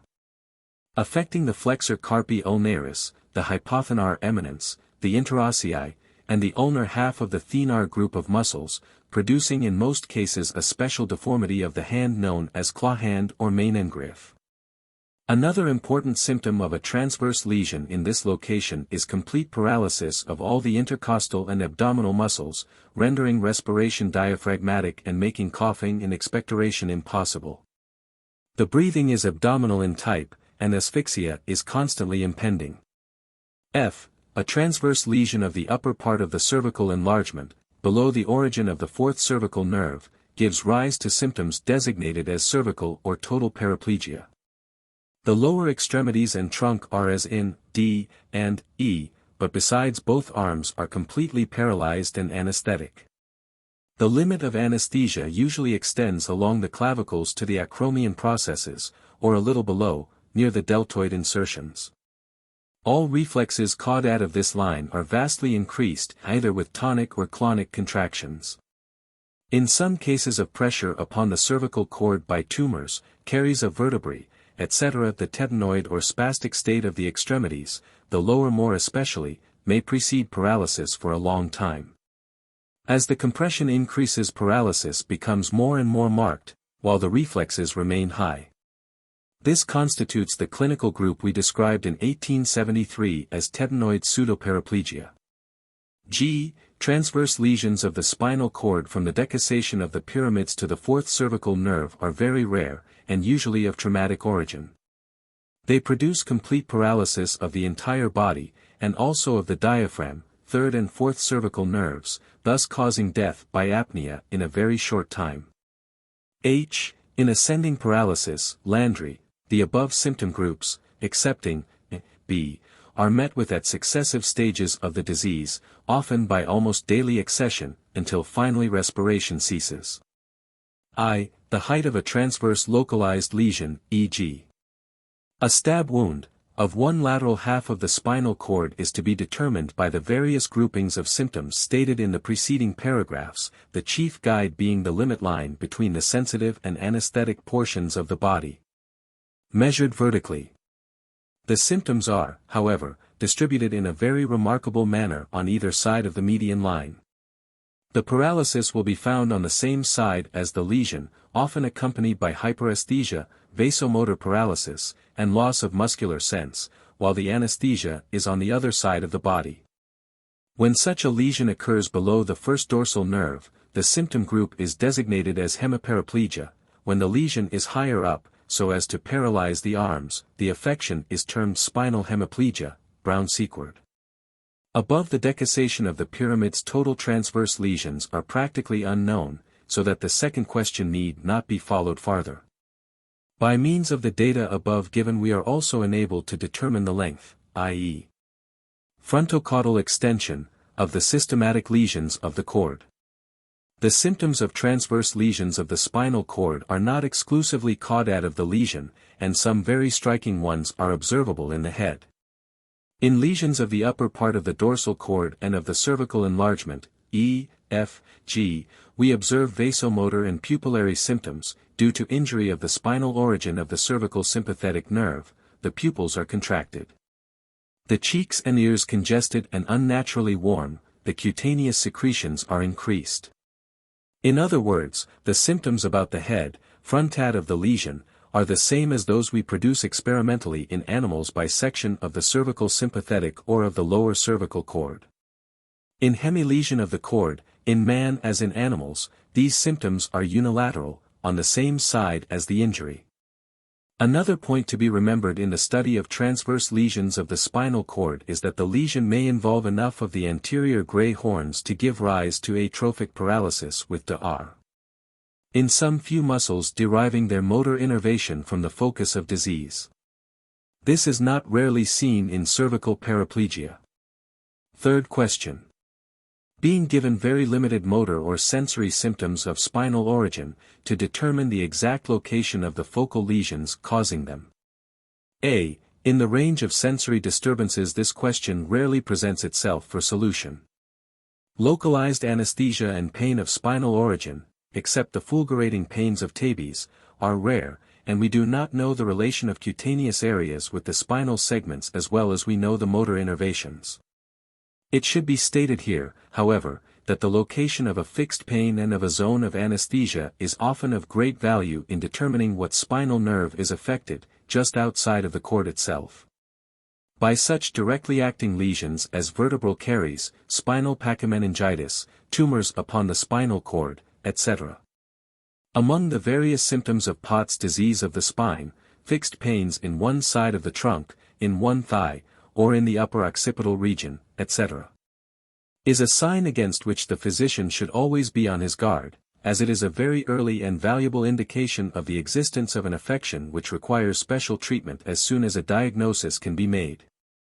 B. Localized motor symptoms of spinal origin calling for a diagnosis of the focal lesions causing them are frequent, and are mostly met within two affections, viz. progressive muscular atrophy and poliomyelitis. The problem is now capable in many cases of an approximately exact solution by the deductive application of our knowledge of the intimate connection between certain muscles and muscular groups and limited portions or segments of the spinal cord. Anterior gray horns more especially. This knowledge has been accumulated and organized from ordinary anatomy, physiological experiments, and more especially from carefully made autopsies with microscopic examination of the cord. We cannot present this subject better than by reproducing a tabular statement of these results prepared by M. Louis Starr. 5 future autopsies may correct this table, and in making use of it the occurrence of anomalous nerve distribution should be remembered. Localization of functions in the various segments of the spinal cord. 5. The localization of functions of the spinal cord. American Journal Neurology and Psychiatry, 3, 1884. The above table should be studied in connection with Gowers' diagram of the vertebral column and spinal cord, for the thorough study of cases of neural and spinal localization.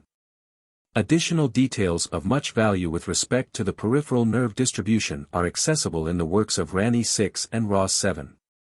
6. The Applied Anatomy of the Nervous System, N.Y., 1881. Ed. Seek. 7. Handbook of Diseases of the Nervous System, A.M. Edition.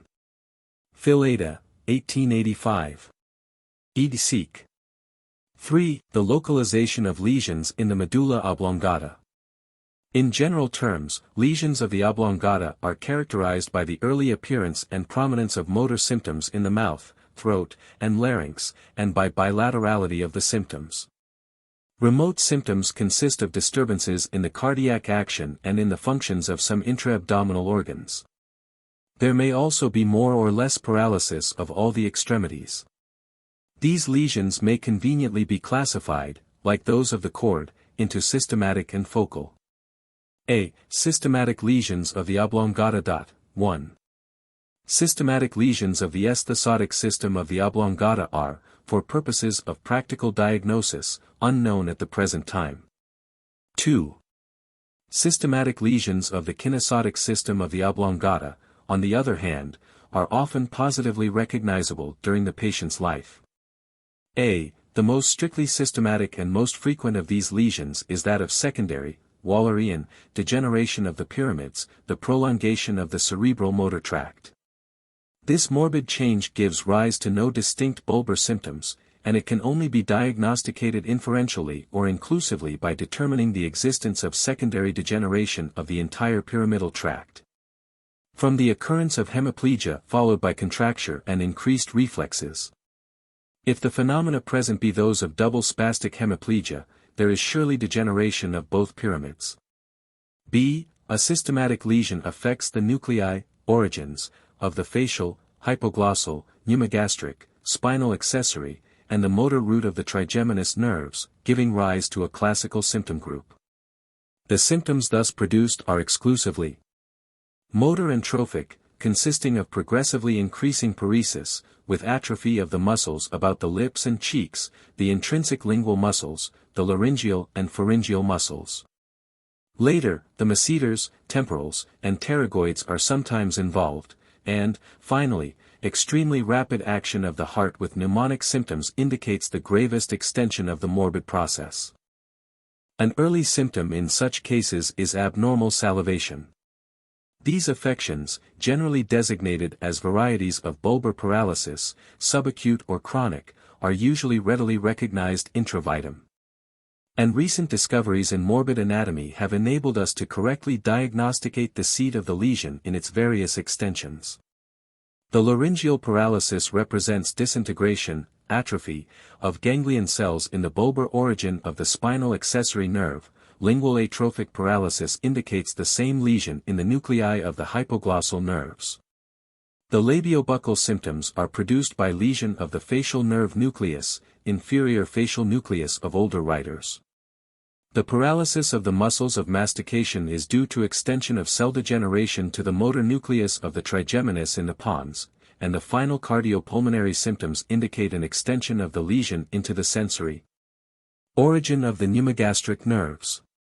It is evident that this systematic lesion of the oblongata is the equivalent or analog of the various acute and chronic lesions of the anterior horns of the spinal cord, described supra. And in practice we sometimes find these bulbar and spinal lesions associated, progressive muscular atrophy of the extremities and amyotrophic lateral sclerosis being complicated with bulbar paralysis. B. Focal lesions of the medulla oblongata, as at present known, occur mostly in the kinesotic system, but may also involve several fasciculi and nuclei at one time. The symptoms of such lesions are grouped in two principal types.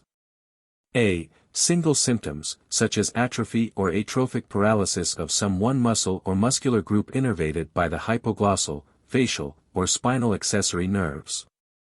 For example, unilateral atrophy of the tongue, when not due to neural injury, is quite surely the representative of destruction of one hypoglossal nucleus. It is possible that some cases of peripheral facial paralysis, so-called, or Bell's palsy, and cases of paralysis of the sternomastoid and trapezius, are not due to neural lesion, but to primary disease of the nuclei of the facial and spinal accessory nerves, either as poliomyelitis or as progressive cell degeneration and atrophy. A similar reserve must be used in speaking of the localization of small lesions in the oblongata, causing diabetes mellitus, polyuria, albuminuria, and salivation. From experiments upon animals and a few post-mortem examinations in human cases we know that such lesions may occur and cause the symptoms, but their recognition during the patient's life is at the present time next to impossible. B. The symptoms may be complex and belong to the general class of crossed paralysis, the mouth, face, tongue, and larynx being paralyzed, often with anesthesia of the face, on one side, while the extremities are paralyzed on the other side. Such a symptom group would indicate a large lesion, tumor, in one lateral half of the oblongata, more especially in its ventral aspect. These localizations will be studied more in detail farther on, under the general head of crossed paralysis due to lesions of the base of the brain. 4. Localization of lesions in the encephalic mass. Under this head, to prevent repetition and to facilitate condensation, we will consider the various localizations which can now be diagnosticated in the cerebrum, basis cerebri, and cerebellum. It would be of the greatest advantage to preface these statements by a full summary of the anatomical and physiological data on which the localizations rest, but space is wanting for such an exposition. And the reader who is not already familiar with these branches of medical science will have to seek information in other accessible works. 8. 8 Ferrier, The Functions of the Brain, A.M. Edition, N.Y. 1876, Charcot, Lectures on Localization in Disease of the Brain, A.M.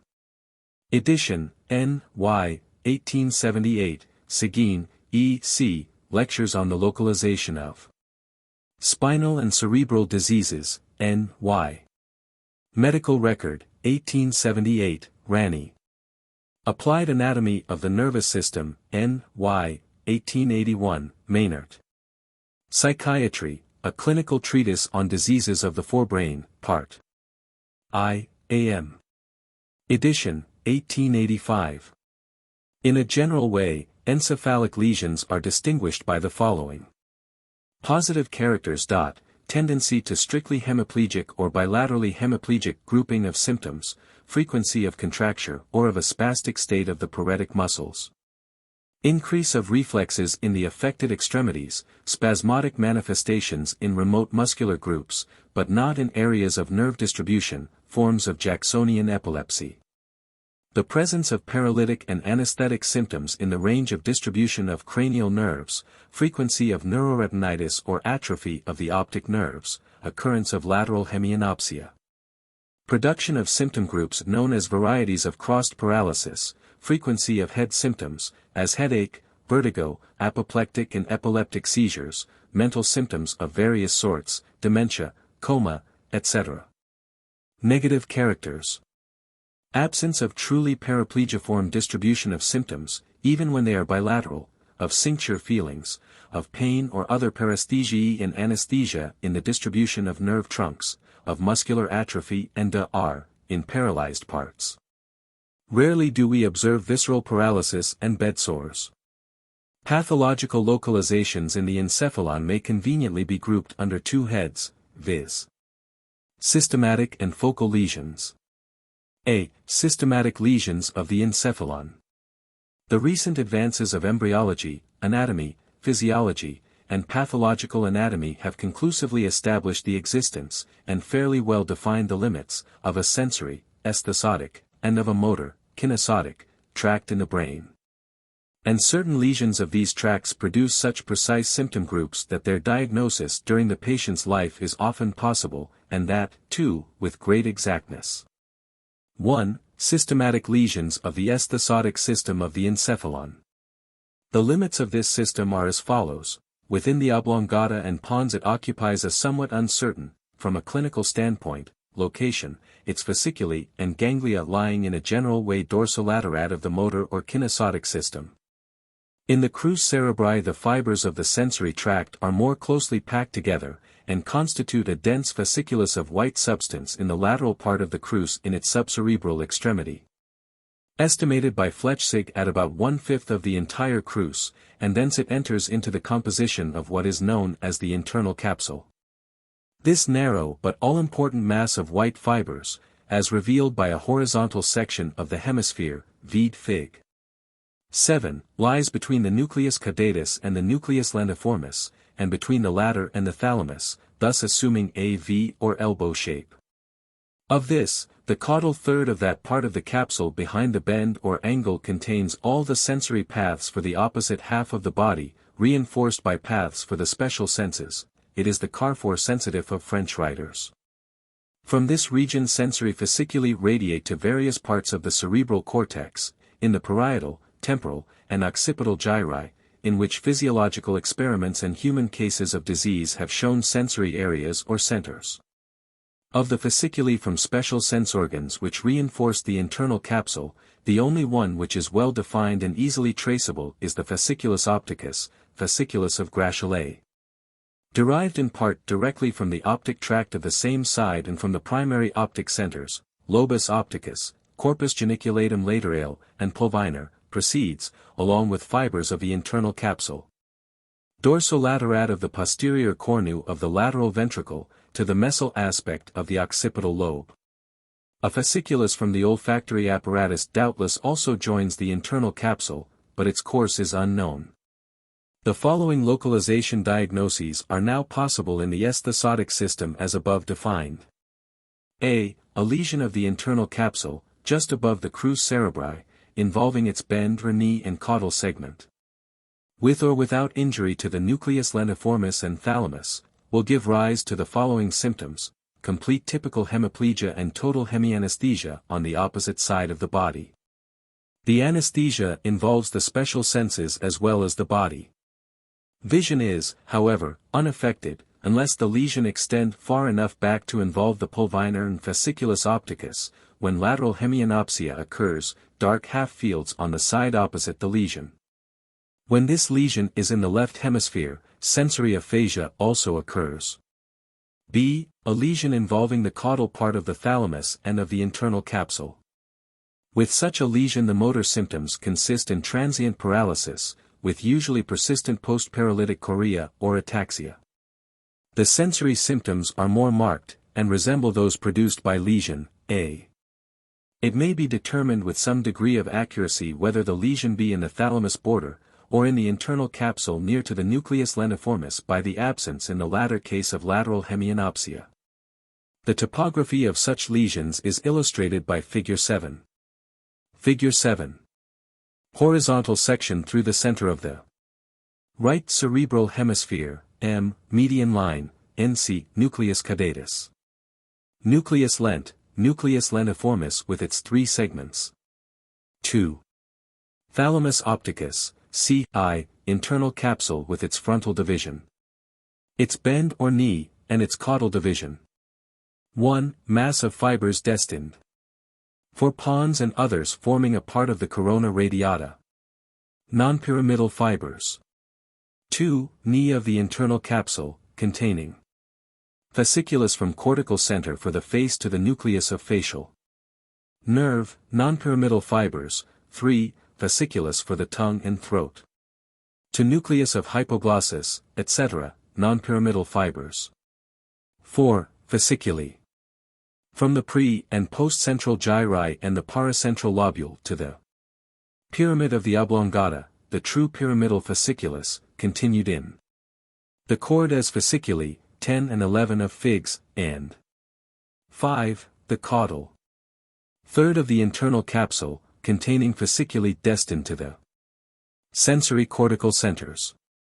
C. Lesions of cortical areas connected with fasciculi of the sensory part of the internal capsule, C. I. 5. Alpha. Lesion of the cortical area or center for smell cannot at present be diagnosticated. From the results of experiments upon higher mammals we would expect such a center to be in the cortex of the mesial gyri of the temporal lobe. Beta. Lesions of the cortical center for taste are equally unknown. It is probably situated in the mesobasal aspect of the temporal lobe. Gamma. Lesions of the acoustic center are somewhat better known, at least as far as the function of hearing language sounds, psychic hearing, is concerned. A number of recently published cases 9 have quite positively shown that the existence of word deafness indicates a destructive lesion of the dorsal gyri, more particularly the first and second, of the temporal lobe, the left always. The lesion may also be in the inferior parietal lobule and gyrus supramarginalis, penetrating deeply enough to injure the acoustic fasciculus on its way from the internal capsule to the center. 9 R. W. Amidon, on the pathological anatomy of sensory aphasia, New York Medical Journal, XL. 113, 181. Delta, the center for visual impressions is now the best known of any of the sensory cortical areas. The experimental studies and pathological results of the last few years have indicated that the occipital lobe was probably the seat of higher, organized vision, for form and color. More recent autopsies and re-examination of the subject point to the cuneus and adjacent gray matter as the visual center. The anatomical arrangement is, however, peculiar and complex, in that each cortical visual area receives impressions from one lateral half of both retinae, through the fasciculus opticus. 10e c. Seguin, a contribution to the pathology of hemianopsia of central origin, cortex hemianopsia, Journal of Nervous and Mental Diseases, 1886, No. 1.